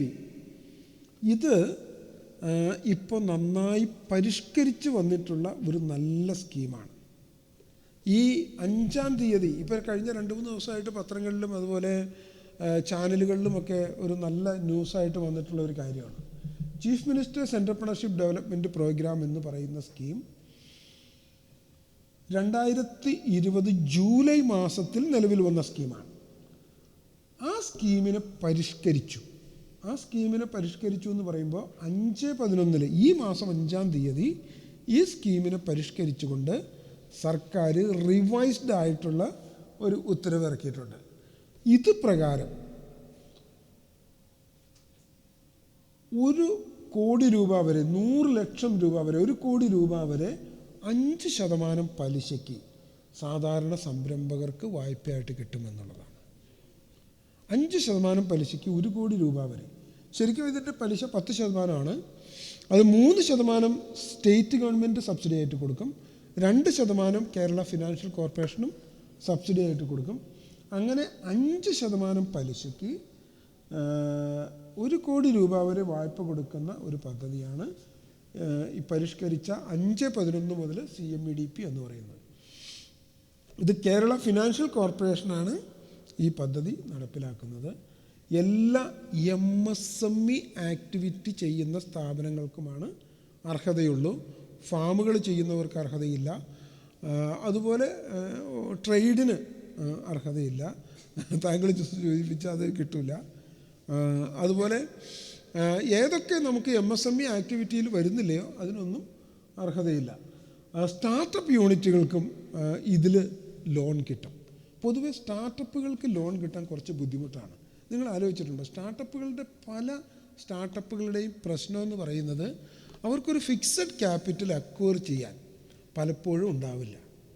അതുകൊണ്ട് തന്നെ ബാങ്കുകൾക്ക് അതിൻ്റെ ഒരു അസറ്റ് വെരിഫിക്കേഷൻ നടക്കാത്തത് കൊണ്ട് നോർമൽ കോഴ്സിൽ ബാങ്കുകൾ പലപ്പോഴും സ്റ്റാർട്ടപ്പുകളെ പരിഗണിക്കാറില്ല, വായ്പ കൊടുക്കാറില്ല. പക്ഷേ കേരള ഫിനാൻഷ്യൽ കോർപ്പറേഷൻ ഇതിൽ ഫിസിക്കലി വെരിഫൈ ചെയ്യാൻ കഴിയാത്ത അസറ്റുകളെയും പരിഗണിച്ച് വായ്പ കൊടുക്കുമെന്നാണ് പറഞ്ഞിട്ടുള്ളത്. സ്റ്റാർട്ടപ്പ് യൂണിറ്റുകൾക്കും വായ്പ കിട്ടും. 90% ലോണും 10% സംരംഭകൻ്റെ വിഹിതവുമാണ്. ഇതിൽ കുറേ ഐറ്റത്തിന് കിട്ടില്ല എന്ന് പറയുന്നുണ്ട്. Bar, hotel, metal crusher, cinema, serial, trade, fishing, farming, real estate, ഇതുപോലുള്ള കാര്യങ്ങൾക്കൊന്നും ഈ സ്കീമിൽ വായ്പ കിട്ടില്ല. കിട്ടും. ബാറിലേക്ക് കിട്ടും. ഏജ് ലിമിറ്റ് ഉണ്ട്, പറയാം. അടുത്ത സ്ലൈഡ്. ഇതിൽ വേറൊരു അട്രാക്ഷൻ എന്ന് പറഞ്ഞാൽ പുതിയ യൂണിറ്റിനും എക്സിസ്റ്റിംഗ് യൂണിറ്റിനും കിട്ടും. എക്സിസ്റ്റിംഗ് യൂണിറ്റിനെയും പുതിയ യൂണിറ്റിനെയും നിർവചിക്കുന്നത് എങ്ങനെയാണെന്ന് നോക്കിയേ. ഒരു യൂണിറ്റ് 18 മാസം മുൻപ് തുടങ്ങിയാൽ അത് നിലവിലുള്ള യൂണിറ്റും, 18 മാസത്തിന് ശേഷം തുടങ്ങിയ യൂണിറ്റുകൾ പുതിയ യൂണിറ്റുകളുമായിട്ട് കണക്കാക്കി ലോൺ കിട്ടും. നിലവിലുള്ള യൂണിറ്റുകൾക്കാണെങ്കിൽ അതിന് എക്സ്പാൻഷൻ, ഡൈവേഴ്സിഫിക്കേഷൻ, മോഡേണൈസേഷൻ, ഇതിന് ലോൺ കിട്ടും. ഏജ് 50 വയസ്സ് വരെയാണ് നോർമൽ കോഴ്സിൽ പറയുന്നത്. പക്ഷേ NRK, അതുപോലെ SC/ST, അതുപോലെ വിമൻ, ഇവർക്കൊക്കെ 55 വയസ്സ് വരെ ആവാം. ഓക്കെ, ഇത് പാർട്ണർഷിപ്പിന് കൊടുക്കാം. എല്ലാവരും ഇങ്ങനെ ആയിരിക്കണം. അതിൽ 50% എന്നൊരു കണക്കില്ല. ഇപ്പോൾ വിമൻ്റെ ബെനിഫിറ്റ് ഉണ്ടെങ്കിൽ എല്ലാവരും വിമനായിരിക്കണം. നേരത്തെ ഞാനൊരു ESSൻ്റെ കാര്യം പറഞ്ഞില്ലേ, എൻ്റർപ്രണർ സപ്പോർട്ട് സ്കീം, അതിൽ 50% വിമനായിരുന്നാൽ മതി, ആ വിമൻ്റെ ബെനിഫിറ്റ് കിട്ടും. പക്ഷേ ഇതിലെല്ലാവരും വിമനായിരിക്കണം. SC/ST ആണെങ്കിൽ എല്ലാം SC/ST ആയിരിക്കണം. നോൺ റെസിഡൻറ്റ് കേരളൈറ്റ്സ് ആണെങ്കിൽ എല്ലാ ഡയറക്ടേഴ്സും താഴെയായിരിക്കണം. EDP ഇതിനൊരു 5 ദിവസം നീണ്ടു നിൽക്കുന്ന ഒരു എൻ്റർപ്രണർഷിപ്പ് ഡെവലപ്മെൻറ്റ് പ്രോഗ്രാം, ഒരു ട്രെയിനിങ്, അത് KFC തന്നെ കൊടുക്കും. പൈസ ഒന്നും കൊടുക്കണ്ട, ഫ്രീ ആയിട്ട് അവർ കൊടുക്കുന്ന ഒരു ട്രെയിനിങ്. ഇപ്പോൾ ഓൺലൈൻ ട്രെയിനിങ്ങാണ് നടക്കുന്നത്. അതുപോലെ ഇതിലൊരു വലിയൊരു കണ്ടീഷൻ പറയുന്നത് എന്താണെന്നറിയോ?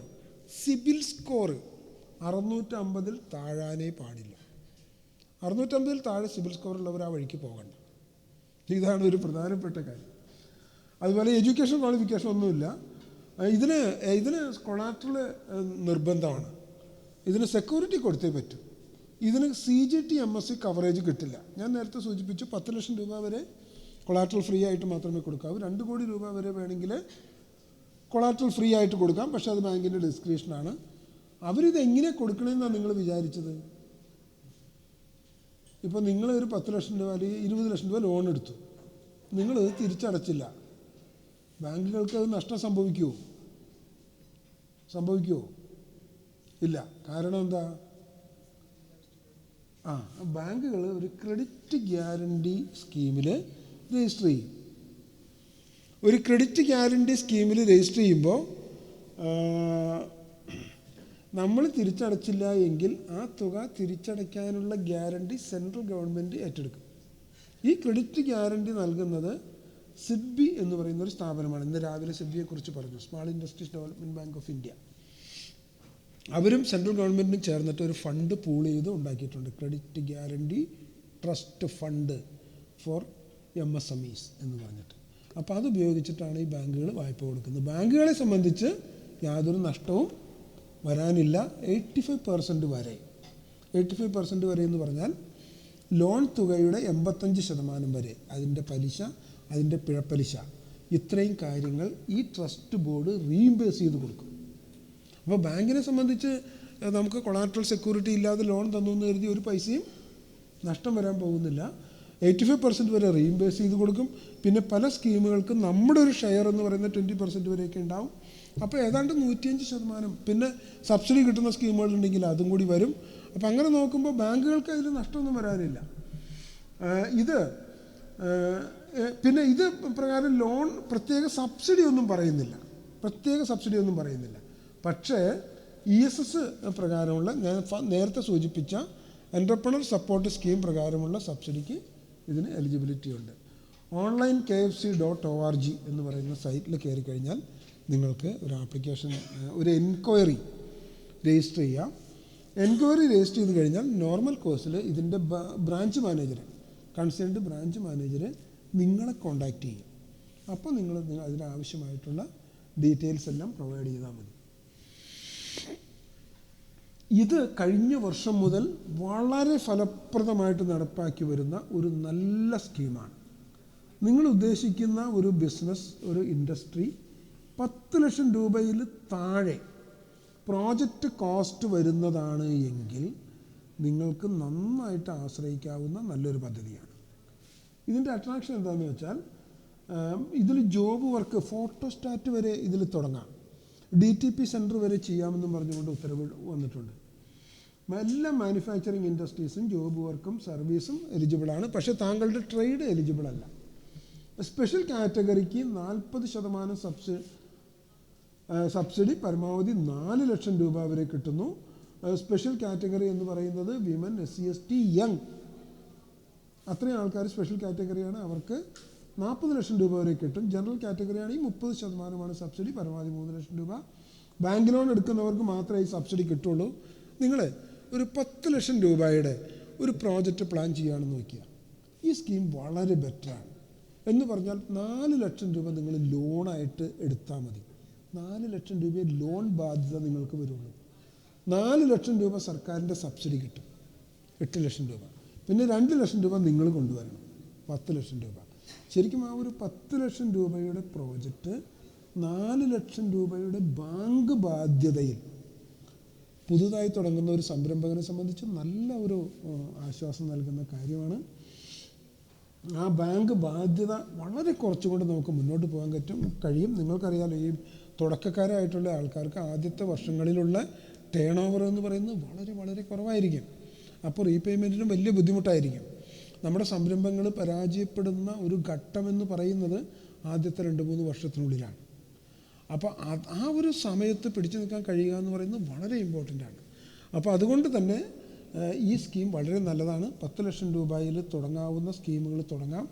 ചെറുതായി തുടങ്ങിയാൽ മതി, വലുതായി വളരണമെന്നുള്ള നമ്മുടെ ആഗ്രഹം ഉണ്ടായിരുന്നാൽ മതി. ചെറിയ സ്കീമുകളൊക്കെ ധാരാളമായിട്ട് തുടങ്ങാൻ പറ്റും. അടുത്തത്, ഇനി SC ഡെവലപ്മെൻറ്റ് ഡിപ്പാർട്ട്മെൻറ്റ് SC എൻ്റർപ്രണേഴ്സിന് വേണ്ടിയിട്ട് ഒരു സ്കീം നടപ്പാക്കുന്നുണ്ട്. 3 ലക്ഷം രൂപ വരെ ലോൺ കൊടുക്കുന്ന ഒരു സ്കീമുണ്ട്. ഗ്രൂപ്പ് ആക്ടിവിറ്റീസിന് 10 ലക്ഷം രൂപ വരെ ലോൺ കൊടുക്കുന്ന ഒരു സ്കീമുണ്ട്. 1/3 ലോണിൻ്റെ 1/3 സബ്സിഡി ആയിട്ട് കൊടുക്കുന്നത്. ഇതിന് ചെയ്യേണ്ടത് എല്ലാ ബ്ലോക്കിലുമുള്ള SC ഡെവലപ്മെൻറ്റ് ഓഫീസറെ കാണുക എന്നുള്ളതാണ്. സൈറ്റ് എടുക്കുകയാണെങ്കിൽ scdd.kerala.gov.in എന്ന സൈറ്റ് എടുത്തു കഴിഞ്ഞാൽ നമുക്ക് കൊടുക്കാം. അടുത്തത്, ബാക്ക്വേർഡ് ക്ലാസസ് ഡെവലപ്മെൻറ്റ് കോർപ്പറേഷൻ. താങ്കൾ കച്ചവടത്തിന് ലോൺ ചോദിച്ചില്ലേ? ഇനി വരാൻ പോകുന്ന എല്ലാ ഫീൽഡിൽ നിന്നും താങ്കൾക്ക് ലോൺ കിട്ടും. Backward classes development corporation. ഇവിടെ OBC-ക്കാർക്കും മൈനോറിറ്റിക്കാർക്കും ലോൺ കിട്ടും. OBC-ക്കാർക്ക് 15 ലക്ഷം രൂപ വരെ കിട്ടും, മൈനോറിറ്റിക്കാർക്ക് 20 ലക്ഷം രൂപ വരെ കിട്ടുന്ന ഒരു സ്കീമുണ്ട്, 30 ലക്ഷം രൂപ വരെ കൊടുക്കുന്ന ഒരു സ്കീമുണ്ട്. ഇതിന് 5 ലക്ഷം രൂപ വരെ 6%, 5 മുതൽ 10 ലക്ഷം രൂപ വരെ 7%, 10 മുതൽ 8 ലക്ഷം 10 ലക്ഷം രൂപയ്ക്ക് മുകളിലാണെങ്കിൽ 8%. ഇങ്ങനെയാണ് ഇതിൻ്റെ പലിശ നിരക്ക് OBC-ക്കാർക്ക് വരുന്നത്. 84 മാസം കൊണ്ട് തിരിച്ചടയ്ക്കണം, 55 വയസ്സിൽ താഴെ പ്രായമായിരിക്കണം. മൈനോറിറ്റീസിനാണെങ്കിൽ 6 മുതൽ 8% വരെ പലിശ ആണ് വരുന്നത്. ആനുവൽ ഇൻകം അതിനൊരു ലിമിറ്റുണ്ട്. ഇതിന് 98,000 രൂപ പഞ്ചായത്ത് പ്രദേശത്തും 1,20,000 രൂപ മുനിസിപ്പാലിറ്റി പ്രദേശത്തുമായിരിക്കണം. ഈ ബാക്ക്വേർഡ് കോർപ്പറേഷനിൽ നിന്നും മൈനോറിറ്റിക്കും ലോൺ കിട്ടും എന്നുള്ളതാണ് ഒരു അട്രാക്ഷൻ. Collateral security എസെൻഷ്യലാണ്. കാരണം ഇവർക്ക് ക്രെഡിറ്റ് ഗ്യാരണ്ടി ട്രസ്റ്റ് ഫണ്ടിൽ നിന്നുള്ള കവറേജ് കിട്ടില്ല. അതുകൊണ്ട് കൊളാട്രൽ സെക്യൂരിറ്റി മസ്റ്റായിട്ടും വേണ്ടി വരും. ഇതിൻ്റെ ജില്ലാ office, district backward classes development കോർപ്പറേഷൻ്റെ ജില്ലാ ഓഫീസുകളെയാണ് കാണേണ്ടത്. എല്ലാ ജില്ലയിലും ഓഫീസുണ്ട്. Kerala state backward development corporation .com എന്ന സൈറ്റ് എടുത്തു കഴിഞ്ഞാൽ നമുക്ക് അതിൻ്റെ വിശദമായിട്ടുള്ള വിവരങ്ങൾ കിട്ടും. അടുത്തത് വിമൻസ് ഡെവലപ്മെൻറ്റ് കോർപ്പറേഷൻ. ഇതുപോലെ തന്നെ കച്ചവടത്തിനും ഫാമിനും എല്ലാത്തിനും വായ്പ കിട്ടുന്ന ഒരു സ്കീമാണ്.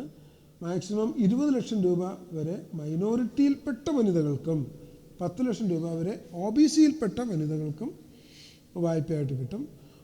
മറ്റ് വനിതകൾക്ക് 3 ലക്ഷം രൂപ വരെയാണ് വായ്പയായിട്ട് കിട്ടുക. 5% മുതൽ 8% വരെയാണ് പലിശ നിരക്ക്. 60 മാസം കൊണ്ട് തിരിച്ചടയ്ക്കണം. എനിക്കൊരു ചായ തന്നാൽ മതി. ചായയോ കാപ്പിയോ ഏതാണെന്ന് വെച്ചാൽ തന്നാൽ മതി.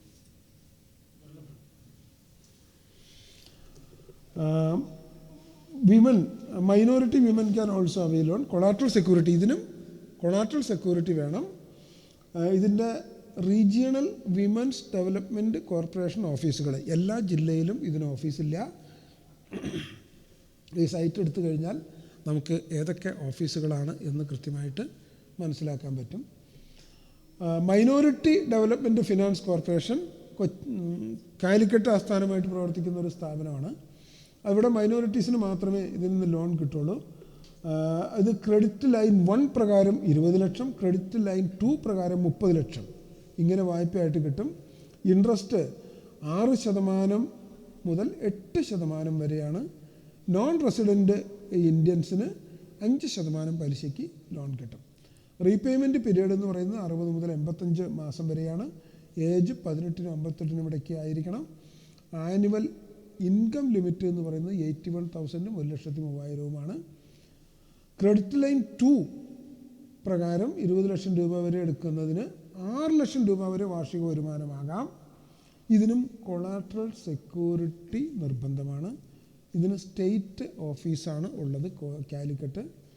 ഇതാണ് ഇതിൻ്റെ സൈറ്റ്. ksmdfc.org എന്ന സൈറ്റിൽ കയറി കഴിഞ്ഞാൽ നമുക്കിതിൻ്റെ ഡീറ്റെയിൽസ് കിട്ടും. ഇത് എല്ലാത്തരം ഇൻകം ജനറേറ്റിംഗ് ആക്ടിവിറ്റികൾക്കും ലോൺ കിട്ടുന്ന ഒരു സ്കീമാണ്. Kerala state handicapped welfare corporation അംഗപരിമിതരായിട്ടുള്ള ആൾക്കാർക്ക് കൊടുക്കുന്ന ചെറിയ ഒരു വായ്പാ പദ്ധതിയാണ്. അടുത്തത് നോർക്ക റൂട്ട്സ് NDPRM.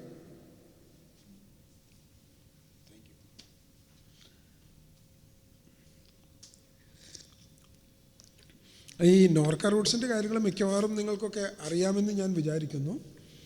2 വർഷമെങ്കിലും വിദേശത്ത് സർവീസ് ചെയ്തിട്ടുള്ള ആൾ തിരിച്ചെത്തിക്കഴിഞ്ഞാൽ അവർക്ക് നോർക്ക റൂട്ട്സിൽ രജിസ്റ്റർ ചെയ്യാം. നോർക്ക റൂട്ട്സിൽ രജിസ്റ്റർ ചെയ്യണമെങ്കിൽ ഈ സൈറ്റ് എടുത്താൽ മതി. അതുപോലെ എല്ലാ ജില്ലയിലും നോർക്ക റൂട്ട്സിൻ്റെ ഓഫീസുകളുണ്ട്. NDPRM Norka department project for return emigrants എന്നുള്ളതാണ് ആ സ്കീമിൻ്റെ പേര്. നോർക്കയിൽ രജിസ്റ്റർ ചെയ്തിരിക്കണം. 20 ലക്ഷമാണ് നോർമൽ കോസ്റ്റിൽ വായ്പ കൊടുക്കുന്നത്. ഈ കോവിഡിൻ്റെ പശ്ചാത്തലത്തിൽ അത് 30 ലക്ഷം രൂപയാക്കി ഉയർത്തിയിട്ടുണ്ട്. ഈ വായ്പ കൊടുക്കുന്നത് ബാങ്കാണ്. ബാങ്ക് ഇൻട്രസ്റ്റാണ് ആപ്ലിക്കബിൾ ആയിട്ടുള്ളത്. ഇതിൻ്റെ ഒരു അട്രാക്ഷൻ എന്ന് പറയുന്നത് 15% സബ്സിഡി കിട്ടും. 3 ലക്ഷം രൂപ വരെ മാത്രമേ സബ്സിഡി കിട്ടുള്ളൂ. 6 മാസത്തെ ലോൺ റീപേയ്മെൻറ്റിന് മൊറട്ടോറിയവും കിട്ടും. ഇതിൽ industries, service, trade, farms, vehicles. ഇപ്പോൾ താങ്കൾ ചോദിച്ച കച്ചവടത്തിനൊക്കെ ഈ നോർക്ക റൂട്ട്സ് വഴി 2 വർഷം വേണം ഇല്ലേ? 1 വർഷം ആയപ്പോഴേക്കും ഓടിപ്പോന്നോ? ഇനി പോയാൽ മതിയല്ലോ. അപ്പോൾ ഇത് ഈ സൈറ്റ് എടുത്തു കഴിഞ്ഞാൽ ഇതിന് ഈ ലോണിന് അപേക്ഷിക്കാൻ നമുക്ക് ഓഫീസിൽ പോകേണ്ട ആവശ്യമില്ല. ഈ സൈറ്റ് എടുത്തിട്ട് ഓൺലൈനായിട്ട് അപ്ലൈ ചെയ്താൽ മതി. SC/ST ഡെവലപ്മെൻറ്റ് കോർപ്പറേഷനും ഇതുപോലെ വായ്പ കൊടുക്കുന്നുണ്ട്. മാക്സിമം ലോൺ 5 ലക്ഷം രൂപ വരെ, 10,000 രൂപ സബ്സിഡി കൊടുക്കുന്ന സ്കീമുണ്ട്. അവർക്കും കൊളാട്രൽ സെക്യൂരിറ്റി നിർബന്ധമാണ്. 3.5 ലക്ഷം രൂപ വരെ വാർഷിക വരുമാനമുള്ളവർക്ക് അപേക്ഷിക്കാം. scstkerala.org എന്നുള്ളതാണ് സൈറ്റ്. വ്യവസായ ഭദ്രത എന്ന് പറയുന്നത് സംസ്ഥാന സർക്കാരിൻ്റെ ഒരു കോവിഡ് പാക്കേജാണ്. നമ്മൾ ആരെങ്കിലും ഏതെങ്കിലും ഒരു സ്ഥാപനം 1/4/2020 ശേഷം, അത് 31/12/20 ഉള്ളിലും ആവണമെന്നില്ല, അത് വീണ്ടും തുടർന്ന് വരുന്നുണ്ട്. 1/4/2020 ശേഷം ആരെങ്കിലും ഒരു വായ്പ എടുത്തിട്ടുണ്ടെങ്കിൽ, നിലവിലുള്ള വർക്കിംഗ് ക്യാപിറ്റൽ റീഷെഡ്യൂൾ ചെയ്തിട്ടുണ്ടെങ്കിൽ, അങ്ങനെയുള്ളവർക്ക് ടേം ലോണിൻ്റെ ഇൻട്രസ്റ്റിൻ്റെ 50% പരമാവധി 60,000 രൂപ, വർക്കിംഗ് ക്യാപിറ്റൽ ഇൻട്രസ്റ്റിൻ്റെ 50% പരമാവധി 60,000 രൂപ ഇത് റീഇംബേഴ്സ് ചെയ്ത് കൊടുക്കും. പലിശ, 1 വർഷത്തെ പലിശ റീഇംബേഴ്സ് ചെയ്ത് കൊടുക്കും എന്നുള്ളതാണ് ഈ സ്കീമിൻ്റെ പ്രത്യേകത. District industry centre, taluk industries office, block, panchayat, municipality, corporation, ഇവിടെയൊക്കെയുള്ള ഇൻഡസ്ട്രീസ് എക്സ്റ്റൻഷൻ ഓഫീസർമാർ, ഇവരാരെങ്കിലും കണ്ടാൽ മതി, നമുക്ക് അപേക്ഷിക്കാം. അല്ലെങ്കിൽ industrykerala.gov.in എന്ന സൈറ്റിൽ കയറിയാലും വ്യവസായ ഭദ്രത എന്ന് പറയുന്ന സ്കീം കാണാം, അതിൽ അപേക്ഷ കൊടുക്കാം. 1 district 1 product, ഇതിനെക്കുറിച്ച് ഇന്ന് രാവിലെ 1-2 പ്രാവശ്യം ഡിസ്കഷൻസ് വന്നതാണ്. എന്താണ് ഇത് എന്ന് നിങ്ങൾക്ക് മനസ്സിലായോ എന്ന് എനിക്കറിയില്ല.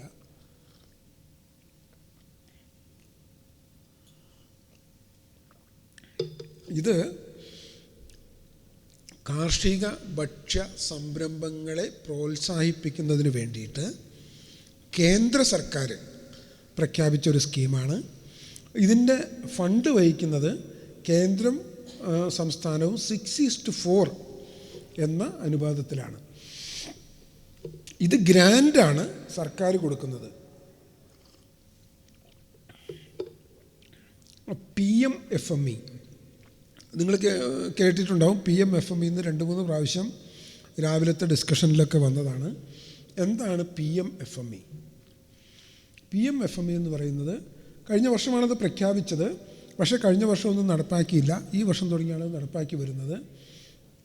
Prime minister scheme for formalisation of micro food processing enterprises എന്നുള്ളതാണ് PMFME എന്ന സ്കീമിൻ്റെ പൂർണ്ണമായിട്ടുള്ള പേര്. ഇത് ഇന്ത്യ മഹാരാജ്യത്ത് മുഴുവനും ഒരേ രീതിയിൽ നടപ്പിലാക്കി വരുന്ന ഒരു സ്കീമാണ്. ഇന്ത്യയിലെ മുഴുവൻ ജില്ലകളെയും ആ ജില്ലയിൽ ഏറ്റവും ഇമ്പോർട്ടൻ്റ് ആയിട്ടുള്ള ഒരു അഗ്രി പ്രോഡക്റ്റ് ഏതാണ് അതിന് സെലക്ട് ചെയ്തിട്ട് ആ അഗ്രി പ്രോഡക്റ്റിന് കൂടുതൽ സർക്കാർ സഹായം കൊടുത്തിട്ട് അതിൽ കൂടുതൽ മൂല്യവർദ്ധിത ഉൽപ്പന്നങ്ങൾ ഉണ്ടാക്കി കൊണ്ടുവരിക എന്നുള്ളതാണ് ഇതുകൊണ്ട് ഉദ്ദേശിക്കുന്നത്.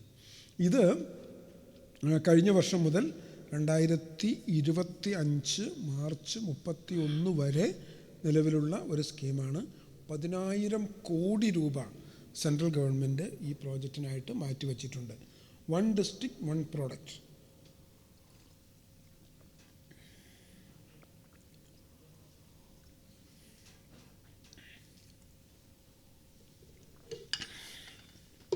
ഞാൻ സൂചിപ്പിച്ചു മുഴുവൻ ജില്ലകളിലും, എല്ലാ സംസ്ഥാനത്തുള്ള മുഴുവൻ ജില്ലകളിലും ആ ജില്ലയ്ക്ക് പ്രാധാന്യമുള്ള അഗ്രി പ്രോഡക്റ്റ് ഏതാണ്, ആ അഗ്രി പ്രോഡക്റ്റിനെ എടുത്തിട്ട് അതിൽ കൂടുതൽ മൂല്യവർദ്ധിത ഉൽപ്പന്നങ്ങൾ ഉണ്ടാക്കാനാണ് ഈ സ്കീം ഉദ്ദേശിക്കുന്നത്. അതനുസരിച്ച് നമ്മുടെ 14 ജില്ലകളെ ഇങ്ങനെയാണ് എടുത്തിട്ടുള്ളത്. നമ്മുടെ 14 ജില്ലകൾക്ക് എങ്ങനെയാണ് ഇങ്ങനെ എടുത്തതെന്നൊന്നും എനിക്കറിയില്ല. എന്തായാലും ഇങ്ങനെയാണ് ഇത് വന്നിട്ടുള്ളത്. ഇപ്പോൾ തിരുവനന്തപുരത്ത് കപ്പ, കൊല്ലത്ത് കപ്പയും മറ്റ് കിഴങ്ങ് വിളകളും, പത്തനംതിട്ടയാണെങ്കിൽ ചക്ക, ആലപ്പുഴ പാടി, ഇടുക്കിയിൽ സുഗന്ധ വ്യഞ്ജനങ്ങൾ, കോട്ടയം പൈനാപ്പിൾ, എറണാകുളം പൈനാപ്പിൾ, തൃശ്ശൂർ പാടി, പാലക്കാട് ബനാനയാണ്, മലപ്പുറം വെളിച്ചെണ്ണ, Kozhikode coconut oil, Wayanad milk, Kannur coconut oil, Kasaragod ചിപ്പി. അപ്പോൾ ഇങ്ങനെയാണ് ഈ 1 ഡിസ്ട്രിക്റ്റ് 1 പ്രോഡക്റ്റ് എന്നുള്ള നിലയ്ക്ക് കേരളത്തിലെ ജില്ലകളിലെ പ്രധാനപ്പെട്ട ഒരു അഗ്രി പ്രോഡക്റ്റിനെ ഐഡൻറ്റിഫൈ ചെയ്തിട്ടുള്ളത്. ഇതിനെ ബേസ് ചെയ്ത് നമ്മൾ പുതിയ സംരംഭങ്ങൾ ചെയ്യുകയാണെങ്കിൽ അതിന് വലിയ തോതിലുള്ള സബ്സിഡി കിട്ടും. അടുത്ത സ്ലൈഡ് എടുത്ത്. അതിന് വേണ്ട യോഗ്യത എന്ന് പറയുന്നത് വലിയ പ്രശ്നമാണ് അല്ലേ. 8ാം ക്ലാസ് പാസ്സായിരിക്കണം. എന്തിനങ്ങനെ യോഗ്യത വയ്ക്കണം, എനിക്ക് മനസ്സിലായില്ല. Only proprietary partnership eligible, limited കമ്പനികൾക്കൊന്നും അത് കിട്ടൂല. 10% നമ്മൾ എടുക്കേണ്ട വിഹിതമായിരിക്കും എല്ലാ കേസുകളിലും. ഇതിൻ്റെ അട്രാക്ഷൻ എന്താണെന്ന് വെച്ചാൽ 35% പ്രോജക്റ്റ് കോസ്റ്റിൻ്റെ 35% പരമാവധി 10 ലക്ഷം രൂപ വരെ ഇൻഡിവിജ്വൽ യൂണിറ്റുകൾക്ക് ഗ്രാൻഡായിട്ട് കിട്ടും എന്നുള്ളതാണ്. ഇതിൻ്റെ വിശദാംശങ്ങൾ അറിയാൻ ministry of food processing industries mofpi.nic.in/pmfme കയറി കഴിഞ്ഞാൽ ഇതിൻ്റെ വിശദമായിട്ടുള്ള വിവരങ്ങൾ കിട്ടും. ഇനി ഈ സ്കീം പ്രകാരം നിലവിലുള്ള യൂണിറ്റുകൾക്കും സബ്സിഡി കിട്ടും.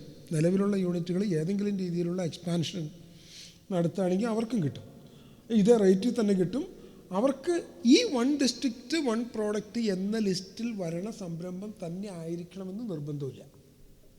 ഓക്കെ, പുതിയ യൂണിറ്റ് ആണെങ്കിൽ ആ പറയുന്ന ലിസ്റ്റ് അനുസരിച്ചുള്ള യൂണിറ്റ് തുടങ്ങിയാലേ കിട്ടുള്ളൂ. അതേസമയം നിലവിലുള്ള ഒരു യൂണിറ്റ് ആണെങ്കിൽ ഏത് തരം ഫുഡ് പ്രോസസ്സിംഗ് ഇൻഡസ്ട്രി ആണെങ്കിലും അത് ഡെവലപ്പ് ചെയ്യുന്നതിന് ഇത് കിട്ടും. യൂണിയൻ ബാങ്ക് ഓഫ് ഇന്ത്യയാണ് ദേശീയ തലത്തിൽ ഇത് മോണിറ്റർ ചെയ്യുന്നത്. ഇതിപ്പോൾ നമുക്ക് നന്നായിട്ട് അപേക്ഷകൾ എടുത്തു വരുന്ന ഒരു സ്കീം തന്നെയാണ്. കുറേയേറെ ആൾക്കാർ ഇതിൽ പുതിയ പുതിയ പ്രോജക്റ്റുകൾ വരുന്നുണ്ട്. ഇതിൽ ഫാർമർ പ്രൊഡ്യൂസർ ഓർഗനൈസേഷനുകൾ, NGOകൾ, അവർക്കൊക്കെ ഇതിൻ്റെ ഭാഗമായിട്ട് പ്രത്യേകമായിട്ടുള്ള സ്കീമുകൾ പറയുന്നുണ്ട്. ഞാൻ ഇൻഡിവിജ്വലിൻ്റെ കാര്യം മാത്രമേ പറഞ്ഞുള്ളൂ എന്നേ ഉള്ളൂ. ഈ സൈറ്റിൽ കയറി കഴിഞ്ഞാൽ ഫാർമർ പ്രൊഡ്യൂസർ ഓർഗനൈസേഷനുകൾക്കും ഇതിൽ ഫുഡ് മാത്രമേ പറ്റുള്ളൂ. PMFME എന്ന് പറയുന്നത് ഫുഡ് പ്രോഡക്റ്റുകളെ മാത്രം പ്രൊമോട്ട് ചെയ്യുന്നൊരു സ്കീമാണ്. അതേസമയം PMEGP അങ്ങനെയല്ല. PMEGP എല്ലാത്തരം ആക്ടിവിറ്റികളെയും പ്രൊമോട്ട് ചെയ്യുന്നതാണ്. ഇത് ഫുഡിന് മാത്രമുള്ളതാണ്. 1 ഡിസ്ട്രിക്റ്റ് 1 പ്രോഡക്റ്റ് എന്ന് പറയുന്നത് ഫുഡ് പ്രോസസ്സിംഗ് സെക്ടറിനെ മാത്രം ഉദ്ദേശിച്ചുകൊണ്ടുള്ളതാണ്. നിലവിലുള്ള യൂണിറ്റുകൾക്കും എക്സ്പാൻഷൻ നടത്തുകയാണെങ്കിൽ അതിൻ്റെ ആനുകൂല്യം കിട്ടും. ഇതിൽ നമുക്ക് ആരെയാണ് കാണേണ്ടത്? നിങ്ങൾക്കിപ്പോൾ ഇതുമായി ബന്ധപ്പെട്ട് ഏതെങ്കിലും രീതിയിലുള്ള സംശയങ്ങളൊക്കെ വരികയാണെങ്കിൽ നമുക്ക് ജില്ലാ വ്യവസായ കേന്ദ്രത്തിൽ പോയി കാണാം. എല്ലാ താലൂക്കിലും താലൂക്ക് വ്യവസായ ഓഫീസുകളുണ്ട്, അവരെ കാണാം. ഇനി എല്ലാ ബ്ലോക്ക് പഞ്ചായത്തിലും എല്ലാ മുനിസിപ്പാലിറ്റിയിലും എല്ലാ കോർപ്പറേഷനുകളിലും ഒരു ഇൻഡസ്ട്രീസ് എക്സ്റ്റൻഷൻ ഓഫീസറുണ്ട്. നിങ്ങൾ തിങ്കളാഴ്ചയോ ബുധനാഴ്ചയോ ദിവസം പോയി കഴിഞ്ഞാൽ അദ്ദേഹത്തെ കാണാം.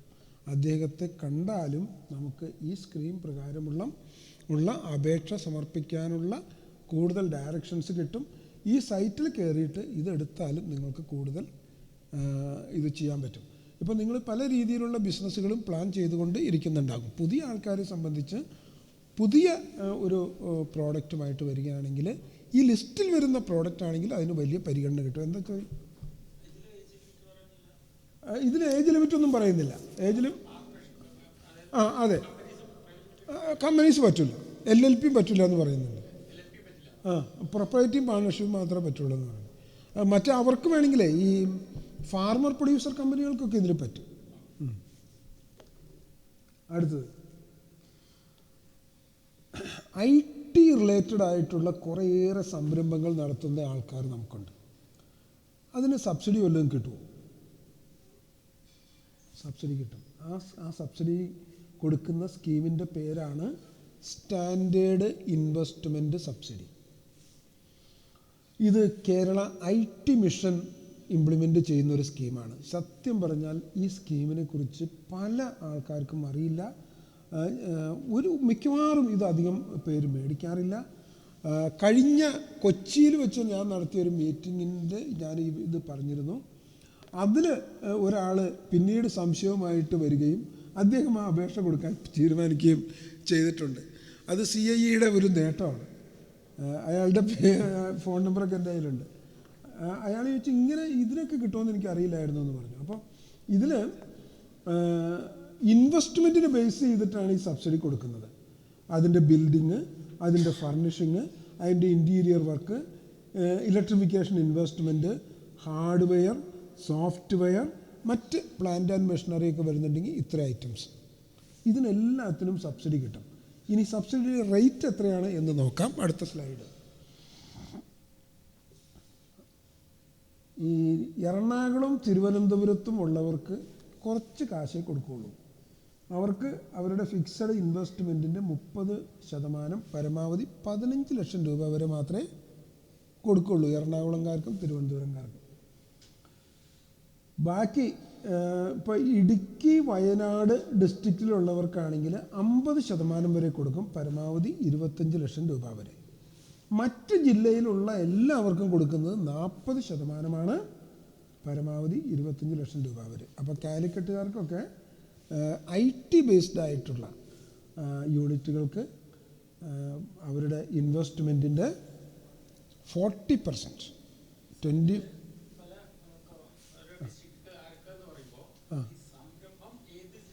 അതാണ് ഇമ്പോർട്ടൻസ്. ആളെവിടെ ജീവിക്കുന്നു എന്നുള്ളത് പ്രശ്നമേ അല്ല. അല്ലെങ്കിൽ നമ്മൾ ഈ ലോണിനായാലും എന്തിനായാലും ശരി, നമ്മൾ ബാങ്കിനെ അപ്രോച്ച് ചെയ്യുമ്പോൾ സംരംഭം എവിടെ നടക്കുന്നു എന്നുള്ളതാണ് ഇമ്പോർട്ടൻറ്റ്. സംരംഭം നടക്കുന്നതനുസരിച്ചാണ് നമ്മുടെ ബാങ്കും മറ്റു കാര്യങ്ങളൊക്കെ തീരുമാനിക്കേണ്ടത്, ആളെവിടെ ജീവിക്കുന്നു എന്നുള്ളതല്ല. ഇതിന് ഏതിനൊക്കെ കിട്ടും? IT സോഫ്റ്റ്വെയർ സൊല്യൂഷൻസോ അതുപോലെ IT എനേബിൾഡ് സർവീസസ്. ഈ സ്പെഷ്യൽ എക്കണോമിക് സോണുകളിൽ വർക്ക് ചെയ്യുന്ന ആൾക്കാർക്ക് കിട്ടില്ല. IT ട്രെയിനിങ് ഇൻസ്റ്റിറ്റ്യൂഷനുകൾക്ക് കിട്ടൂല. സങ്കടമായില്ലേ? പിന്നെ ഖാദി യൂണിറ്റുകൾക്ക് എലിജിബിൾ അല്ല. എക്സ്പാൻഷൻ, ഡൈവേഴ്സിഫിക്കേഷൻ, മോഡേണൈസേഷൻ എന്ത് നടത്തിയാലും അതിന് വന്നിട്ടുള്ള ഇൻവെസ്റ്റ്മെൻറ്റിന് കിട്ടും. 5 വർഷമെങ്കിലും തുടർന്ന് പ്രവർത്തിച്ചോളാം എന്ന ഒരു എഗ്രിമെൻറ്റ് നമ്മൾ കൊടുക്കണം. HST യൂണിറ്റിന് കിട്ടും. എക്സിസ്റ്റിംഗ് ഒരു IT യൂണിറ്റ് അത് എക്സ്പാൻഷൻ നടത്തുകയോ ഡൈവേഴ്സിഫിക്കേഷൻ നടത്തുകയോ ചെയ്യുകയാണെങ്കിൽ കിട്ടും. ഓൺലൈൻ ആപ്ലിക്കേഷനാണ് സബ്മിറ്റ് ചെയ്യേണ്ടത്. itmission.kerala.gov.in standard investment subsidy SIS എന്ന് അടിച്ചു കൊടുത്താൽ തന്നെ നമുക്കിതിൻ്റെ ഡീറ്റെയിൽസ് കിട്ടും. Also submit hard copy of the application with the following documents. യൂണിറ്റിൻ്റെ സ്റ്റാറ്റസ്, ഉദ്യം രജിസ്ട്രേഷൻ. ഉദ്യം രജിസ്ട്രേഷനെ കുറിച്ച് രാവിലെ പറഞ്ഞായിരുന്നോ? ഉദ്യം രജിസ്ട്രേഷൻ ഇപ്പോൾ ചെറുകിട വ്യവസായങ്ങൾക്ക് നൽകി വരുന്ന രജിസ്ട്രേഷൻ്റെ പേര് ഉദ്യം രജിസ്ട്രേഷൻ എന്നാണ്. 1/7/2020 മുതൽ നമ്മുടെ രാജ്യത്ത്, ഇന്ത്യ മഹാരാജ്യത്ത് നിലവിലുള്ള ചെറുകിട വ്യവസായങ്ങളുടെ രജിസ്ട്രേഷൻ ഉദ്യമാണ്. നമ്മുടെ ആധാർ കാർഡുമായി ബന്ധപ്പെടുത്തി നമ്മുടെ സംരംഭത്തെ രജിസ്റ്റർ ചെയ്യുകയാണ് ഇതിൽ ചെയ്യുന്നത്. നമ്മുടെ ഫോൺ നമ്പറും ഈ ആധാറുമായി ലിങ്ക് ചെയ്തിട്ടില്ല എങ്കിൽ നമുക്ക് ചെയ്യാൻ കഴിയില്ല. അപ്പോൾ ഉദ്യം രജിസ്ട്രേഷൻ എന്ന് പറയുന്നൊരു പോർട്ടലിൽ കയറിയിട്ട് നമ്മൾ ഇന്ത്യ ഗവൺമെൻറ്റിൻ്റെ സൈറ്റ് എടുത്തിട്ട് അതിൽ ആപ്ലിക്കേഷൻ അപ്ലോഡ് ചെയ്യണം. അതിന് GST കമ്പൽസറി അല്ല, പക്ഷേ പാൻ നമ്പർ കമ്പൽസറിയാണ്. ബാക്കി കാര്യങ്ങളൊക്കെ ഒന്നും അത്ര കമ്പൽസറി അല്ല, നമ്മൾ അടിച്ചു കൊടുത്താൽ മതി, നമുക്ക് കിട്ടും. പിന്നെ നമ്മുടെ തിരിച്ചറിയാനുള്ള KYC, പിന്നെ ഫിക്സഡ് ക്യാപിറ്റൽ ഇൻവെസ്റ്റ്മെൻറ്റിനുള്ള ബില്ലുകളും മറ്റു രേഖകളും, അതുപോലെ അതിൻ്റെ payment details, audited balance sheet, project report, ഇത്രയും ഡീറ്റെയിൽസ് സഹിതം ഓൺലൈനിൽ ആപ്ലിക്കേഷൻ അപ്ലോഡ് ചെയ്യണം. തിരുവനന്തപുരത്തേക്ക് വിളിക്കാവുന്ന ഒരു നമ്പറും കൊടുത്തിട്ടുണ്ട്, നിങ്ങൾക്ക് വല്ല ആവശ്യമുണ്ടെങ്കിൽ വിളിച്ച് ചോദിക്കാം. അടുത്തത് പ്രവാസി ഭദ്രതാ മെഗ. ഇത് വളരെ റീസെൻ്റായിട്ട് പ്രഖ്യാപിച്ചിട്ടുള്ള ഒരു സ്കീമാണ് KSIDC. KSIDCയുടെ ഒരു ഇമ്പോർട്ടൻസ് ഇന്ന് നിങ്ങൾക്ക് വല്ലതും അറിയോ കോഴിക്കോടുകാർക്ക്? KSIDCയുടെ 3ാമത്തെ ഓഫീസ് കാലിക്കട്ട് ഇന്ന് രാവിലെ 11 മണിക്ക് ഉദ്ഘാടനം ചെയ്തു. ഇതുവരെ KSIDCക്ക് തിരുവനന്തപുരത്തും കൊച്ചിയിലും മാത്രമേ ഓഫീസ് ഉണ്ടായിരുന്നുള്ളൂ. ഇപ്പോൾ KSIDCയുടെ ഓഫീസ് കാലിക്കട്ടും കൂടി വന്നിട്ടുണ്ട്. അപ്പോൾ നമ്മുടെ ഈ മീറ്റിംഗ് വെച്ചത് കൊണ്ടാണെന്ന് തോന്നുന്നു ഇവിടെ ഒരു ഓഫീസ് തുടങ്ങാം എന്നവർ തീരുമാനിച്ചത്. ഇത് NRK നോൺ റെസിഡൻറ്റ് കേരളൈറ്റ്സിന് കൊടുക്കുന്ന ഒരു ലോൺ സ്കീമാണ് കേട്ടോ. 25 ലക്ഷത്തിന് മുകളിൽ 2 കോടി രൂപ വരെ വായ്പ കൊടുക്കുന്ന ഒരു സ്കീമാണ്.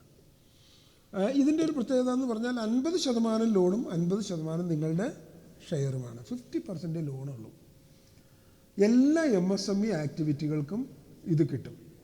ഇത് സബ്സിഡി ഒന്നും ഇതിൽ പറയുന്നില്ല, പക്ഷേ ESS പ്രകാരമുള്ള സബ്സിഡി നമുക്ക് കിട്ടും. കൊളാട്രൽ സെക്യൂരിറ്റി മസ്റ്റാണ്, പേഴ്സണൽ ഗ്യാരണ്ടിയും കൊടുക്കണം. ഇതിൻ്റെ അട്രാക്ഷൻ എന്ന് പറയുന്നത്, എലിജിബിലിറ്റി എന്ന് പറയുന്നത് 2 വർഷത്തെ പുറത്തുള്ള സേവനം ഉണ്ടായിരിക്കണം എന്നുള്ളതാണ്. നോർക്ക റൂട്ട്സിൽ രജിസ്റ്റർ ചെയ്യണം. കമ്പനി, പാർട്ട്ണർഷിപ്പ്, പ്രൊപ്പറേറ്റർഷിപ്പ് എല്ലാത്തിനും കിട്ടും. ഇതിൽ അസറ്റ് ക്രിയേഷന് വേണ്ടിയിട്ടാണ് ലോൺ കൊടുക്കുന്നത്. ബിൽഡിങ്, ഇലക്ട്രിഫിക്കേഷൻ, മെഷീനറി എന്നിവ മേടിക്കാൻ വേണ്ടിയിട്ട്. Not available for working capital. Production and service ആക്ടിവിറ്റിക്ക് എല്ലാം അവൈലബിൾ ആണ്. ഇത് കേരളത്തിൽ ഈ തുടങ്ങുന്ന സംരംഭങ്ങൾക്ക് മാത്രമേ കിട്ടുള്ളൂ. സിബിൽ സ്കോർ 650 താഴെയാവാൻ പാടില്ല. ഇതാണ് ഇതിൻ്റെ ഒരു കണ്ടീഷൻ എന്ന് പറയുന്നത്. ആപ്ലിക്കേഷൻ ഫോം KSIDCയുടെ ഈ സൈറ്റിൽ നിന്നും നമുക്ക് ഡൗൺലോഡ് ചെയ്തെടുക്കാം. എന്നിട്ട് ഈ അപേക്ഷയും അനുബന്ധ രേഖകളും ഒപ്പിട്ടതിന് ശേഷം സ്കാൻ ചെയ്തിട്ട് enquiry@ksidcmail.com എന്ന് പറയുന്ന സൈറ്റിൽ അപ്ലോഡ് ചെയ്യണം, സെൻഡ് ചെയ്ത് കൊടുക്കണം, ഇമെയിൽ ചെയ്ത് കൊടുക്കണം. ഇത് 31/12/2021 മുൻപ് അപേക്ഷിക്കണം എന്നാണ് ഇപ്പോഴത്തെ സർക്കുലറിൽ പറഞ്ഞിട്ടുള്ളത്. ഇത് നീട്ടുമോയെന്ന് എനിക്കറിയില്ല. അതിൽ ഡീറ്റെയിൽഡ് പ്രോജക്റ്റ് റിപ്പോർട്ട് വേണം, കൊട്ടേഷൻസ് വേണം, എസ്റ്റിമേറ്റ്സ് വേണം, ലാൻഡ് ഡോക്യുമെൻറ്റ്സ് കൊടുക്കണം, KYC കൊടുക്കണം, ഉദ്യം കൊടുക്കണം, IT റിട്ടേൺ ഫയൽ ചെയ്തിട്ടുണ്ടെങ്കിൽ അതിൻ്റെ കോപ്പി കൊടുക്കണം, GST വേണം, മറ്റ് ലൈസൻസുകളോ അപ്രൂവലോ ഉണ്ടെങ്കിൽ അതും വേണം. ഇത് മാനുവലായിട്ട് സബ്മിറ്റ് ചെയ്യുകയും വേണം. ഇതാണ് ഇതിൻ്റെ കോൺടാക്റ്റ് നമ്പറുകൾ. New office is opened 20/11/2021 Calicut. അപ്പോൾ ഇനി മുതൽ ഈ വായ്പയൊക്കെ എടുക്കണമെങ്കിൽ നിങ്ങൾ നിങ്ങളുടെ സ്വന്തം പട്ടണത്തിൽ മാത്രം കറങ്ങിയാൽ മതിയാകും. ഇതിൻ്റെ ഒരു ബെനിഫിറ്റ് എന്ന് പറയുന്നത്, ഇതിൻ്റെ റീപേയ്മെൻറ്റ് പീരീഡ് 5 വർഷവും 5 മാസവുമാണ്. 4% പലിശയാണ് ആദ്യത്തെ 4 വർഷം വരുന്നുള്ളൂ. അതാണ് ഇതിൻ്റെ ഒരു ഹൈലൈറ്റ് എന്ന് പറയുന്നത്. എന്തുകൊണ്ട് പ്രവാസി ഭദ്രത മെക്ക? അതിൻ്റെ അട്രാക്ഷൻ എന്ന് പറയുന്നത് 4% പലിശയ്ക്ക് 2 കോടി രൂപ വരെ നോൺ റെസിഡൻറ്റ് കേരളൈറ്റ്സ് ആയിട്ടുള്ള ആൾക്കാർക്ക് ലോൺ കിട്ടും എന്നുള്ളതാണ്. ആദ്യത്തെ 4 വർഷത്തേക്കാണ് 4%. അത് കഴിഞ്ഞാൽ 8.75 ആയിരിക്കും ശതമാനം. 6 മാസത്തെ മൊറട്ടോറിയവും നമുക്ക് കിട്ടും. നോർക്ക ഒരു 3.75% ഇൻട്രസ്റ്റ് സബ്വെൻഷൻ തരും. പ്രോസസ്സിംഗ് ചാർജ് എന്ന് പറയുന്നത് വെറും 0.25% ഉള്ളൂ. ഇതാണ് ഈ സ്കീമിൽ വായ്പ എടുക്കുമ്പോഴുള്ള ആകർഷണം എന്ന് പറയുന്നത്. അപ്പോൾ ഇത്രയും കാര്യങ്ങളൊക്കെയാണ് നമ്മളിപ്പോൾ പറയുന്നത്. സമയം 4:30 ആയിട്ടുണ്ട്. എനിക്ക് തോന്നുന്നു നമ്മുടെ കേരളത്തിൽ ഇന്ന് ലഭ്യമായിട്ടുള്ള ഗവൺമെൻറ് സ്പോൺസേഡ് സ്കീമുകൾ മിക്കവാറും എല്ലാം തന്നെ നമ്മൾ ഇതിനകം കവർ ചെയ്ത് കഴിഞ്ഞു. ഇത്രയും നേരം എനിക്കറിയാം ഒക്കെ തിരക്കുള്ള ആൾക്കാരാണ്, രാവിലെ വന്നതാണ്, ഞാനും രാവിലെ തന്നെ വന്നതാണ്. അപ്പോൾ ഇത്രയും നേരം നിങ്ങളിതൊക്കെ കേട്ടിരുന്നു. നിങ്ങൾക്ക് എന്തെങ്കിലും ഇതുമായി ബന്ധപ്പെട്ടോ മറ്റെന്തെങ്കിലും കാര്യങ്ങളുമായി ബന്ധപ്പെട്ടോ ചോദിക്കാനുണ്ടോ?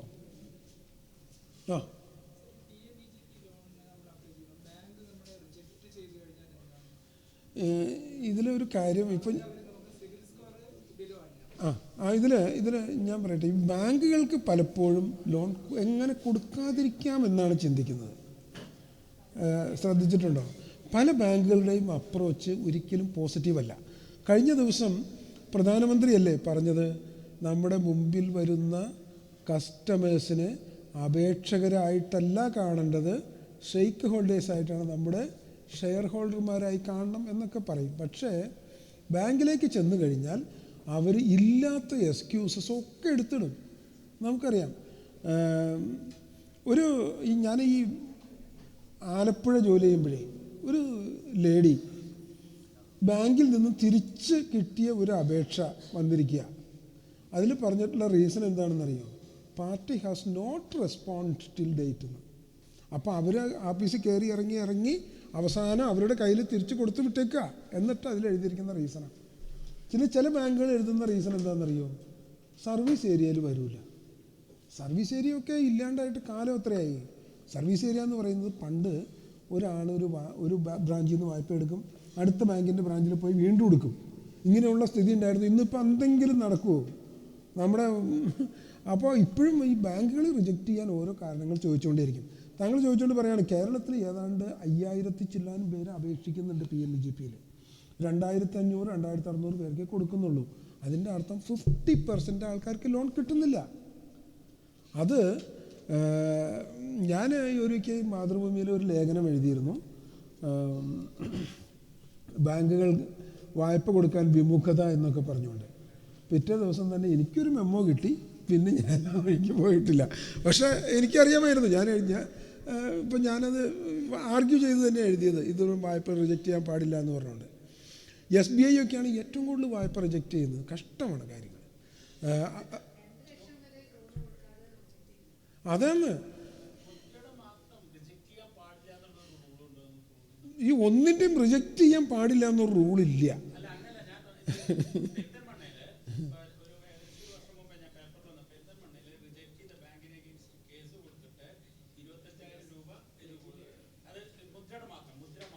അല്ല, അങ്ങനെ മുദ്രയുടെ ഒരു ആപ്ലിക്കേഷൻ റിജക്റ്റ് ചെയ്യാൻ പാടില്ല എന്നില്ല. ഈ ബാങ്കിൻ്റെ റൂൾസിൽ പറയുന്നത് ലോൺ കൊടുക്കാനുള്ള പരമാധികാരം ഏത് ബാങ്ക് മാനേജറോ ഏത് റെസ്പോൺസിബിൾ ബാങ്ക് ഉദ്യോഗസ്ഥനാണോ അദ്ദേഹത്തിൻ്റെ നിക്ഷിപ്തമാണ്. കാരണം അത് കളക്ട് ചെയ്യുന്നതും അദ്ദേഹമാണ്. ഇവിടെ ഒരു പ്രശ്നം എന്ന് പറഞ്ഞാൽ ചില കണ്ടീഷൻസ് ഉണ്ട്. ഇപ്പോൾ SC/ST ലോൺ ഒരു ബ്രാഞ്ച് തലത്തിൽ റിജക്റ്റ് ചെയ്യാൻ പാടില്ല. അവർക്ക് ഏതെങ്കിലും ഒരു സാഹചര്യത്തിൽ ഒരു SC/STക്കാരൻ്റെ ലോൺ റിജക്റ്റ് ചെയ്യണമെന്നുണ്ട് എങ്കിൽ അവിടെ റിജക്റ്റ് ചെയ്യാൻ പാടില്ല എന്നല്ല, ചെയ്യണമെന്നുണ്ട് എങ്കിൽ അവരുടെ ഹയർ ഓഫീസിലേക്ക് എഴുതി പെർമിഷൻ മേടിച്ചിരിക്കണം. പക്ഷേ ഈ കേസിൽ അപേക്ഷ ഇപ്പോൾ ഒരാളിപ്പോൾ വിദേശത്തേക്ക് പോവാണ്, എന്ത് ചെയ്യാൻ പറ്റും? അപേക്ഷ പാസ്സാക്കി വന്നു, റിജക്റ്റ് ചെയ്യാം, ഒരു വാലിഡ് റീസൺ. പക്ഷേ ഒരു റീസണും ഇല്ലാതെ അപേക്ഷ റിജക്റ്റ് ചെയ്യുന്ന ധാരാളം ബാങ്കുകളുണ്ട്. സത്യം പറഞ്ഞാൽ ഒന്നും ചെയ്യാൻ പറ്റാറില്ല എന്നുള്ളതാണ് യാഥാർത്ഥ്യം. ഇവിടെ ഇപ്പോൾ ഇഷ്ടം പോലെ നമ്മൾ പറയും ബ്ലോക്ക് ലെവൽ ബാങ്കേഴ്സ് കമ്മിറ്റി ഉണ്ട്, ജില്ലാ ലെവൽ ബാങ്കേഴ്സ് കമ്മിറ്റി ഉണ്ട്, സ്റ്റേറ്റ് ലെവൽ ബാങ്കേഴ്സ് കമ്മിറ്റി ഉണ്ട്. ഇവിടെയൊക്കെ നമുക്ക് പരാതി കൊടുക്കാം. ഇതും കഴിഞ്ഞൊരു ബാങ്കിങ് ഓംബുഡ്സ്മാൻ ഉണ്ട് തിരുവനന്തപുരത്ത് ബേക്കറി ജംഗ്ഷനിൽ. പരാതി അയക്കാം. ഇന്ന് വരെ ഒരു 99% കേസുകളിലും ഒരു നടപടിയും ഉണ്ടായിട്ടില്ല. വായ്പ പിന്നെ ഇത് നമുക്കൊരു ആശ്വാസത്തിന് നമ്മൾ ഇതുപോലെയുള്ള ആർക്കെങ്കിലുമൊക്കെ ഒരു പരാതി കൊടുക്കുക. ഇനിയിപ്പോൾ ഏതെങ്കിലും ഒരു ബാങ്ക് റിജക്റ്റ് ചെയ്താൽ ഉടനെ അടുത്ത ബാങ്കിനെ പോയി കാണുക. പക്ഷെ താങ്കൾ, ഞാൻ പറയാം, ഒരു ലോൺ എടുത്തൊരു സംരംഭം ചെയ്യണം എന്ന് തീരുമാനിച്ചിട്ടുണ്ട് എങ്കിൽ താങ്കൾ അത് ചെയ്തിരിക്കും. ഇത് പറയാൻ ഇഷ്ടം പോലെ എക്സാമ്പിൾസ് ഉണ്ട്. ഞാൻ വയനാട് സുൽത്താൻ ബത്തേരി അവിടെ ഒരു ഐസ്ക്രീം യൂണിറ്റ് നടക്കുന്നുണ്ട്. അന്ന ഇൻഡസ്ട്രീസ് എന്നോ മറ്റാണ് അതിൻ്റെ പേര്. ഒരു പക്ഷേ നിങ്ങളിൽ ആരെങ്കിലുമൊക്കെ അറിയുമായിരിക്കും. അന്ന ഇൻഡസ്ട്രീസ് എന്നാണ്. ഞാൻ അവിടെ ചെന്ന് കഴിഞ്ഞപ്പോൾ കുറേ കാര്യങ്ങൾ അദ്ദേഹത്തോട് ചോദിച്ചു കഴിഞ്ഞപ്പോൾ അദ്ദേഹത്തിൻ്റെ കഥ പറയുകയാണ്. അദ്ദേഹം ആദ്യം PMGPയിൽ 25 ലക്ഷം രൂപയുടെ ഒരു പ്രോജക്റ്റിന് അപേക്ഷ കൊടുത്തു. ആദ്യം കാനറ ബാങ്കിലേക്ക് അയച്ചു. കാനറ ബാങ്ക് പറഞ്ഞു, വയനാട് എന്ന് പറയുന്നത് ഒരു തണുത്ത സ്ഥലമാണ്, അവിടെ ചൂടുള്ളതേ കൊടുക്കാൻ പറ്റൂ, തണുത്തത് ജയിക്കില്ല. തണുത്ത സ്ഥലത്ത് തണുത്ത ഐസ്ക്രീം ആരെങ്കിലും കഴിക്കുമോ? റിജക്റ്റ് ചെയ്തു. പുള്ളി കൈയും കാലും പിടിച്ച് അവിടെ DIC ചെന്ന് പറഞ്ഞു SBIയിലേക്കോ SBT, അന്ന് SBT ഉണ്ട്, SBTയിലേക്ക് അയക്കാൻ പറഞ്ഞു. SBTക്കാരനും പറഞ്ഞു ഇതേ റീസൺ തന്നെ പറഞ്ഞു, സ്കീം വയബിൾ അല്ല, മടക്കി അയച്ചു. പുള്ളി ഇങ്ങനെ വിഷമിച്ച് നടന്നു കഴിഞ്ഞപ്പോൾ അവസാനം ജില്ലാ സഹകരണ ബാങ്കിൻ്റെ ഒരു ആളെ കണ്ടു. അപ്പോൾ ജില്ലാ സഹകരണ ബാങ്കുകാരൻ പറഞ്ഞു, ഒരു കാര്യം ചെയ്യും, സബ്സിഡിയൊക്കെ കിട്ടണതല്ലേ, ഇങ്ങോട്ട് കൊണ്ടുപോകാൻ, ഞങ്ങൾ നോക്കട്ടെ, കുറച്ച് നിങ്ങൾ മുടക്കുകയാണെങ്കിൽ കുറച്ച് പൈസ തരാമെന്ന് പറഞ്ഞു. അദ്ദേഹത്തിന് 10 ലക്ഷം രൂപ 15 ലക്ഷം രൂപയായിട്ട് ലോൺ എടുത്തോളൂ. വളരെ ചെറുതായിട്ട് അദ്ദേഹം തുടങ്ങി. ഇന്നിപ്പോൾ നിങ്ങൾ അവിടെ പോയാലുണ്ടല്ലോ, ഏതാണ്ട് 1.5-2-3 കോടി രൂപയുടെ മെഷീനറി ഇൻവെസ്റ്റ്മെൻറ്റ് മാത്രമുണ്ട് അവിടെ സുൽത്താൻ ബത്തേരിയിൽ. അവിടെ 100-100 ചില്ലാനും വർക്കേഴ്സുണ്ട്, എല്ലാ തരം പ്രോഡക്റ്റുകളും ചെയ്യുന്നുണ്ട്. എനിക്ക് അല്പം തോന്നിയൊരു യൂണിറ്റാണ്. അപ്പോൾ താങ്കളൊരു സംരംഭം ചെയ്യണമെന്ന് തീരുമാനിച്ചാൽ ഏതൊക്കെ ബാങ്ക് റിജക്റ്റ് ചെയ്താലും നമുക്ക് മേടിച്ചു കൊടുക്കാൻ പറ്റും. അതല്ലെങ്കിൽ ഇത്, ഇതല്ലെങ്കിൽ ഇത്, ഏതെങ്കിലും ഒരു സ്കീമിൽ വെച്ച് കൃത്യമായി ഒരു പ്രോജക്റ്റ് ഐഡിയ ഉണ്ടാകുക എന്നുള്ളത് ഇമ്പോർട്ടൻ്റ് ആണ്. ഇപ്പോൾ നമ്മൾ പലപ്പോഴും കടന്നു വരുമ്പോൾ ഓഫീസിലേക്ക് കടന്നു വരുന്ന ആൾക്കാർ ചോദിക്കും എത്ര രൂപ വരെ ലോൺ കിട്ടും സാറേ. പക്ഷെ അങ്ങനെ ആയിരിക്കരുത്. നമ്മുടെ കയ്യിലൊരു ഐഡിയ ഉണ്ടാവണം. എനിക്ക് 10 ലക്ഷം രൂപ ലോൺ വേണം, ഇന്ന ആവശ്യത്തിനാണ് ലോൺ, ഇത്ര രൂപയുടെ മെഷീനറി വേണം, ഇത്ര രൂപയുടെ വർക്കിംഗ് ക്യാപിറ്റൽ വേണം, ഇതെടുക്കാൻ പറ്റിയ സ്കീം ഏതാണ് എന്നന്വേഷിക്കുമ്പോൾ നമുക്ക് മനസ്സിലാകും അവനറിയാൻ കാര്യങ്ങൾ, അവന് ഇത്ര രൂപയുടെ ലോൺ മതി, അവന് ഇന്ന കാര്യങ്ങൾ മതി. അപ്പോൾ അത് അടുത്ത് നിൽക്കും. അങ്ങനെയുള്ള കാര്യങ്ങളുണ്ട് എങ്കിൽ താങ്കൾക്ക് ഉറപ്പായിട്ടും ചെയ്യാൻ പറ്റും. അപ്പോൾ അതുപോലെ കൃത്യമായിട്ടുള്ളൊരു പഠനത്തിൻ്റെ അടിസ്ഥാനത്തിൽ നമ്മളൊരു തീരുമാനം എടുക്കണം. ഈ തീരുമാനം എടുക്കേണ്ടത് എപ്പോഴും മാർക്കറ്റിനെ ബേസ് ചെയ്ത് പഠിച്ചുകൊണ്ടായിരിക്കണം. നമുക്ക് പല താല്പര്യങ്ങളും ഉണ്ടാവാം. ഒരു സംരംഭം വിജയിക്കുന്നതിൻ്റെ 90% ഇല്ലേ സാറേ അടങ്ങിയിരിക്കുന്നത് എത്രമാത്രം ഈസിയായി, ബെറ്ററായി, എത്രമാത്രം പ്രോഫിറ്റബിളായി ആ ഇൻഡസ്ട്രിയുടെ ഔട്ട്പുട്ട് വിൽക്കാനുള്ള സാഹചര്യമുണ്ട് എന്നുള്ളതിനെ ആശ്രയിച്ചാണ്. അപ്പോൾ ആ ഫാക്ടർ ഫേവറബിളാണ് എങ്കിൽ താങ്കൾ ഒട്ടും സംശയിക്കേണ്ട, ഈ സ്കീം അല്ലെങ്കിൽ ഈ സ്കീം, ഈ സ്കീം അല്ലെങ്കിൽ മറ്റേ സ്കീം, ഇല്ലെങ്കിൽ എവിടെ നിന്നായാലും നമുക്ക് വായ്പ എടുക്കാൻ പറ്റും, സംരംഭം തുടങ്ങാൻ പറ്റും. ഒരു സംശയവും വേണ്ട. പുതിയ സംരംഭകർ ചെറുതായി പ്ലാൻ ചെയ്യുക, വലുതായി വളരണമെന്ന് ആഗ്രഹിക്കുക.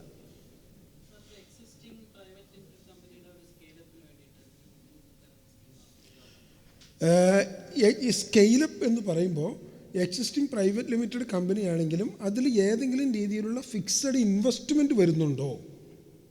ഉണ്ടോ? അതെ, വർക്കിംഗ് ക്യാപിറ്റൽ മാത്രം മതിയോ?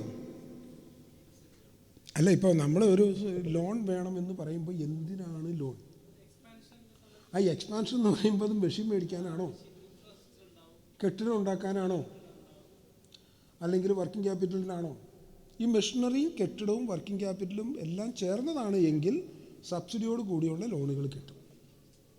അതേസമയം വർക്കിംഗ് ക്യാപിറ്റൽ മാത്രമാണ് എങ്കിൽ സബ്സിഡി ഒന്നും കിട്ടൂല. 2 വർഷത്തെ ആഡിറ്റഡ് ബാലൻസ് ഷീറ്റ് കൊടുത്തിട്ട് നമ്മുടെ എക്സിസ്റ്റിംഗ് ഓവർ ഡ്രാഫ്റ്റ് പുതുക്കി വാങ്ങണമെങ്കിൽ പുതുക്കി വാങ്ങാം, അല്ലെങ്കിൽ ഫ്രഷായിട്ട് ഓവർ ഡ്രാഫ്റ്റ് മേടിക്കാം. ഉറപ്പായിട്ട് വരും, ഉറപ്പായിട്ട് വരും. അല്ല, അതിൽ നമുക്ക് ESS എടുത്താൽ മതി. അല്ലെങ്കിൽ ഇപ്പോൾ 1 district 1 പ്രോഡക്റ്റിനെ കുറിച്ച് പറഞ്ഞു, അതിൽ എക്സിസ്റ്റിംഗ് കൊടുക്കുന്നുണ്ട്. അപ്പോൾ അതുപോലെ ഉള്ള സ്കീമുകൾ ഏതാണോ ആ സെക്ടർ വരുന്നത് അതനുസരിച്ച് നമുക്കത് ചാനലൈസ് ചെയ്യാം.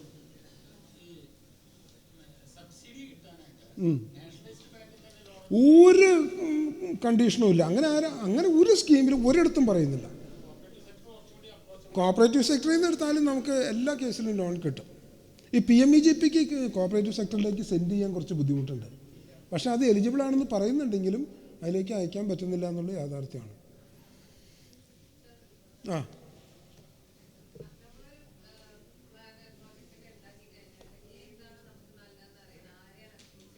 ഏതാണ് നല്ലതെന്ന് വെച്ചാൽ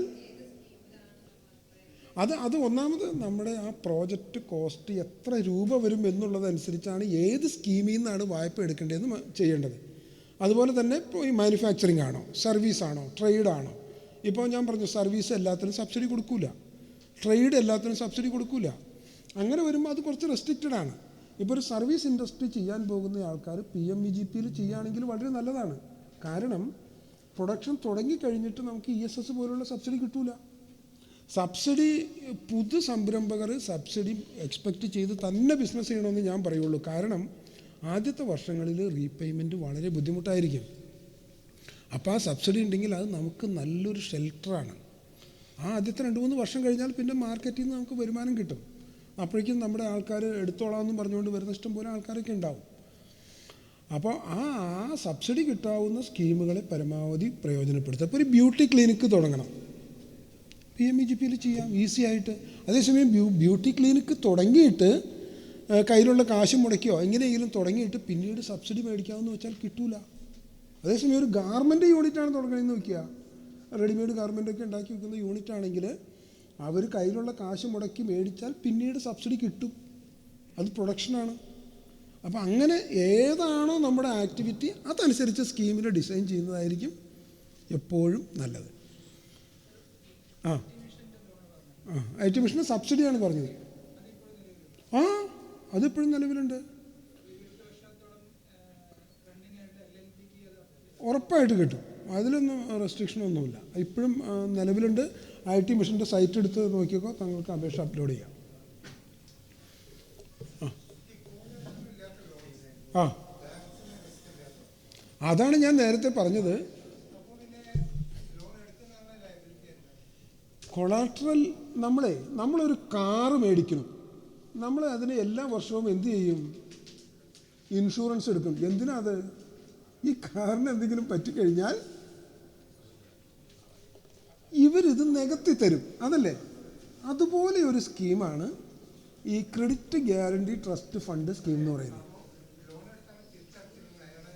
ലോൺ എടുത്ത ആൾ തിരിച്ചടച്ചില്ലെങ്കിൽ അയാളുടെ കയ്യിൽ നിന്നും ഇത് തിരിച്ചു കിട്ടാനുള്ള എല്ലാ നടപടികളും ബാങ്ക് സ്വീകരിച്ചിരിക്കണം. എന്നിട്ടും കിട്ടുന്നില്ല എന്ന് വയ്ക്കുക, എന്ത് ചെയ്യാൻ പറ്റും? ബാങ്കുകൾ നഷ്ടം സഹിക്കണോ? വേണ്ട.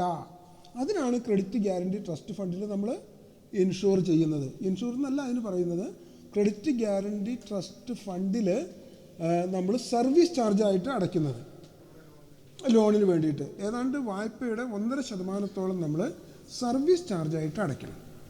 1.5% സർവീസ് ചാർജായിട്ട് അടയ്ക്കുമ്പോൾ അയാൾക്ക് ലയബിലിറ്റി ഉണ്ട്, അയാൾക്ക് ആസ്തി ഉണ്ടെങ്കിൽ അതിൽ നിന്ന് പിടിക്കണമെന്നാണ് നിയമം. അതേസമയം കിട്ടാൻ ഒരു വഴിയുമില്ല എങ്കിൽ ഗവൺമെൻറ് വിൽ ഗ്യാരണ്ടി.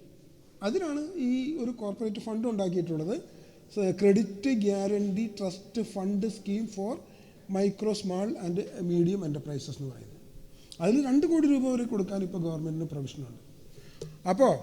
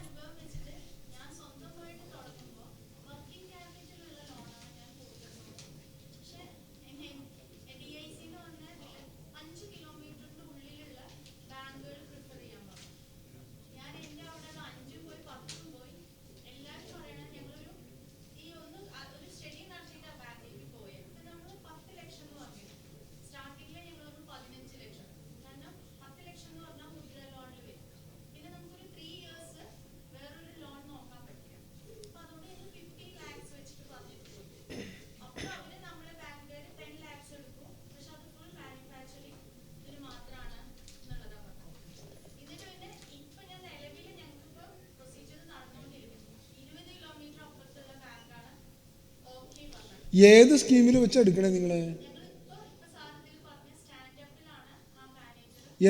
എന്ത് ചെയ്യാനാണ് ഇപ്പോൾ എടുക്കാൻ പോണേ? ഇതിൻ്റെ പ്രൊഡക്ഷൻ യൂണിറ്റ് ആണോ? അല്ല, ഇതിൻ്റെ പ്രൊഡക്ഷനായിട്ട് വരുന്നുണ്ടോ? മെഷീനറിയൊക്കെ മേടിക്കണോ? അങ്ങനെയാണെങ്കിൽ താങ്കൾ ഈ സ്റ്റാൻഡപ്പ് ഇന്ത്യയിൽ പോവണ്ട. എന്തിനാ ഈ സ്റ്റാൻഡപ്പ് ഇന്ത്യയിൽ പോണേ? അതിന് പിന്നീട് ആ ഫിക്സഡിന് മാത്രമല്ലേ സബ്സിഡി കിട്ടുള്ളൂ. താങ്കളൊരു കാര്യം ചെയ്യും, PMEGPയിൽ അപേക്ഷിക്കേ, വർക്കിംഗ് ക്യാപിറ്റൽ കിട്ടും. PMEGPയിൽ വർക്കിംഗ് ക്യാപിറ്റലും കൊളാട്രൽ എല്ലാത്തിനും ഒരേ നിയമമാണ്. അത്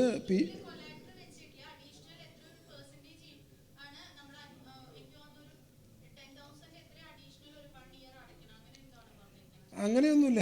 10,000 1 ഇയർ അഡീഷണൽ ഒന്നും വേണ്ട. ക്രെഡിറ്റ് ഗ്യാരണ്ടി ഫണ്ടിലേക്ക് ഒരു ചെറിയ ഇത് കൊടുക്കണം, അത് ശരിയാണ്.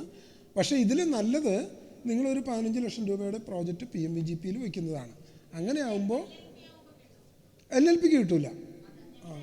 LLPക്ക് PMEGP വയ്ക്കാൻ പറ്റില്ല. അപ്പോൾ നേരിട്ട് ബാങ്കിനെ തന്നെ അപ്രോച്ച് ചെയ്യുക, വർക്കിംഗ് ക്യാപിറ്റൽ അടക്കം 15 ലക്ഷം രൂപ മേടിക്കുക. എന്നാൽ പിന്നെ അങ്ങനെ തന്നെ നടക്കട്ടെ. ഒരു 5 ലക്ഷം രൂപ നിങ്ങൾ 2-3 പേരും കൂടി റൈസ് ചെയ്യുക, അപ്പോൾ വർക്കിംഗ് ക്യാപിറ്റൽ ആയില്ല. എന്താ അപ്പോൾ അത് വെച്ച് ചെയ്യും. പിന്നെ കുറച്ച് കഴിയുമ്പോൾ നിങ്ങളുടെ പുറകെ വരും ആൾക്കാർ, ബാങ്കുകാർ, വായ്പ തരാമെന്ന് പറഞ്ഞ്. ഇപ്പോൾ ആദ്യത്തെ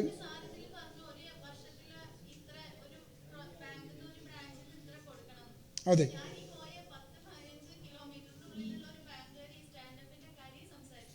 അത് കൊടുക്കണമെന്നുള്ളത് ഞാൻ പറയുന്നതല്ല.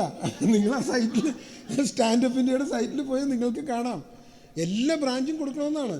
പക്ഷേ ബാങ്കുകാർക്ക് ഇത് കൊടുക്കാൻ, അവരെങ്ങനെ കൊടുക്കാതിരിക്കാമെന്ന് മാത്രം ചിന്തിക്കുന്ന ആൾക്കാരാണ്. ഇപ്പോൾ ഒരു ആപ്ലിക്കേഷൻ, ഒരു പേപ്പർ നമ്മുടെ കയ്യിൽ കിട്ടിയാൽ അതിൽ 2 വേ ഉണ്ട്.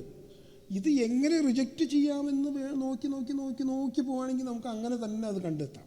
അതേസമയം ഇത് എങ്ങനെ ഇയാളെ ഹെൽപ്പ് ചെയ്യാം, ഇത് കൊടുക്കാമെന്നാണ് നോക്കി പോകണമെങ്കിൽ അതിനുള്ള വഴി കണ്ടെത്താം. നമ്മുടെ പല ബ്രാഞ്ച് മാനേജർമാരും അങ്ങനെ. ഔട്ട്സൈഡ് കേരള എന്ന് ഉദ്ദേശിച്ചാൽ കേരളത്തിൽ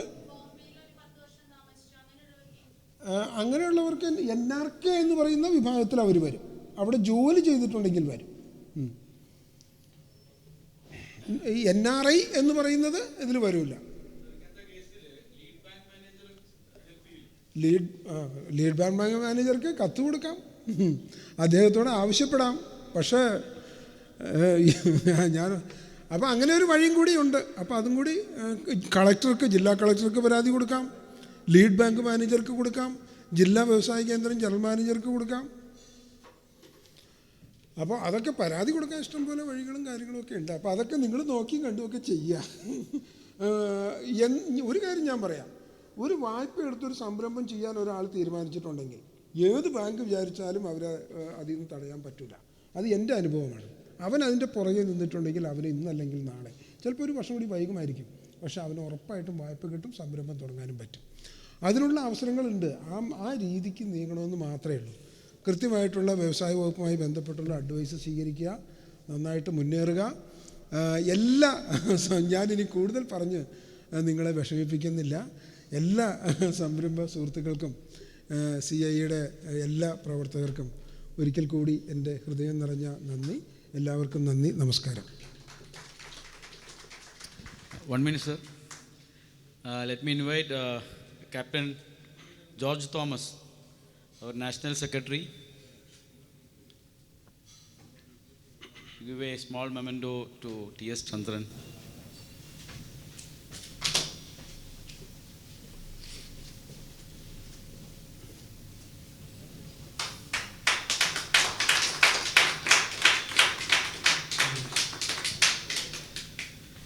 Thank you, sir. Thank you very much.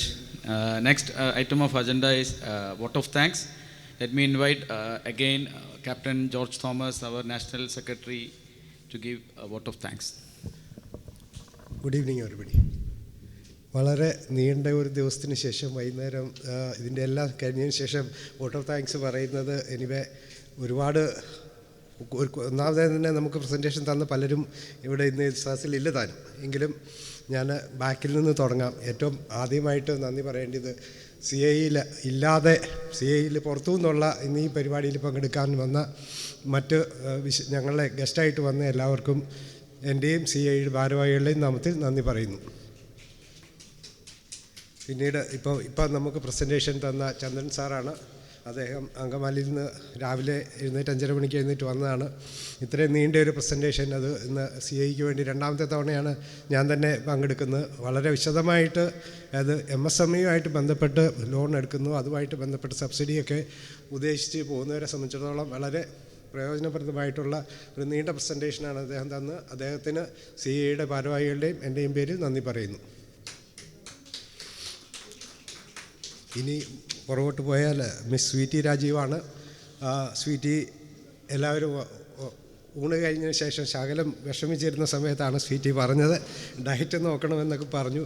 എങ്കിലും എല്ലാവരെ സംബന്ധിച്ചിടത്തോളം ഞങ്ങളെ സംബന്ധിച്ചിടത്തോളം ഞങ്ങൾ ഈ പ്രോഗ്രാമുകൾ ചാർട്ട് ഔട്ട് ചെയ്തപ്പം പറഞ്ഞു നമുക്ക് ടേക്ക് ഹോം എന്താണ്. ഒരു മീറ്റിംഗ് വരുമ്പോൾ മീറ്റിങ്ങിൽ നിന്ന് നമുക്ക് എന്തെങ്കിലും ഒരു വാല്യൂ അഡീഷൻ കിട്ടിയെങ്കിൽ ഈ മീറ്റിങ്ങുകളിലൊക്കെ പങ്കെടുക്കുന്നതുകൊണ്ട് എന്തെങ്കിലും പ്രയോജനമുള്ളൂ. അപ്പോൾ അതുപോലെ തന്നെ ഉള്ള ഒരു വാല്യൂ അഡീഷനായിരുന്നു CIയുടേത്. എല്ലാവരെ സംബന്ധിച്ചിടത്തോളം ഒരു ടേക്ക് ഹോം, അതായത് നമ്മുടെ ജീവിതത്തിൽ ഇതിൽ നിന്ന് എന്തെങ്കിലും ഒരു പാഠം പഠിച്ച് നമുക്ക് എന്തെങ്കിലും പ്രയോജനപ്പെടുന്ന ഒരു കാര്യങ്ങൾ നമ്മളിൽ നിന്ന് മുന്നോട്ട് കൊണ്ടുപോകാൻ വേണ്ടി നമുക്കൊരു അറിവ് പകർന്ന സ്വീറ്റിക്ക് എല്ലാവരുടെയും നാമത്തിൽ നന്ദി പറയുന്നു. പിന്നെ ഇന്ന് നമുക്ക് വേണ്ടി പ്രസൻറ്റേഷൻ തന്ന CIയുടെ മെമ്പേഴ്സുണ്ട്, അവർക്ക് നിങ്ങളുടെ എല്ലാവരുടെയും നാമത്തിൽ നന്ദി പറയുന്നു.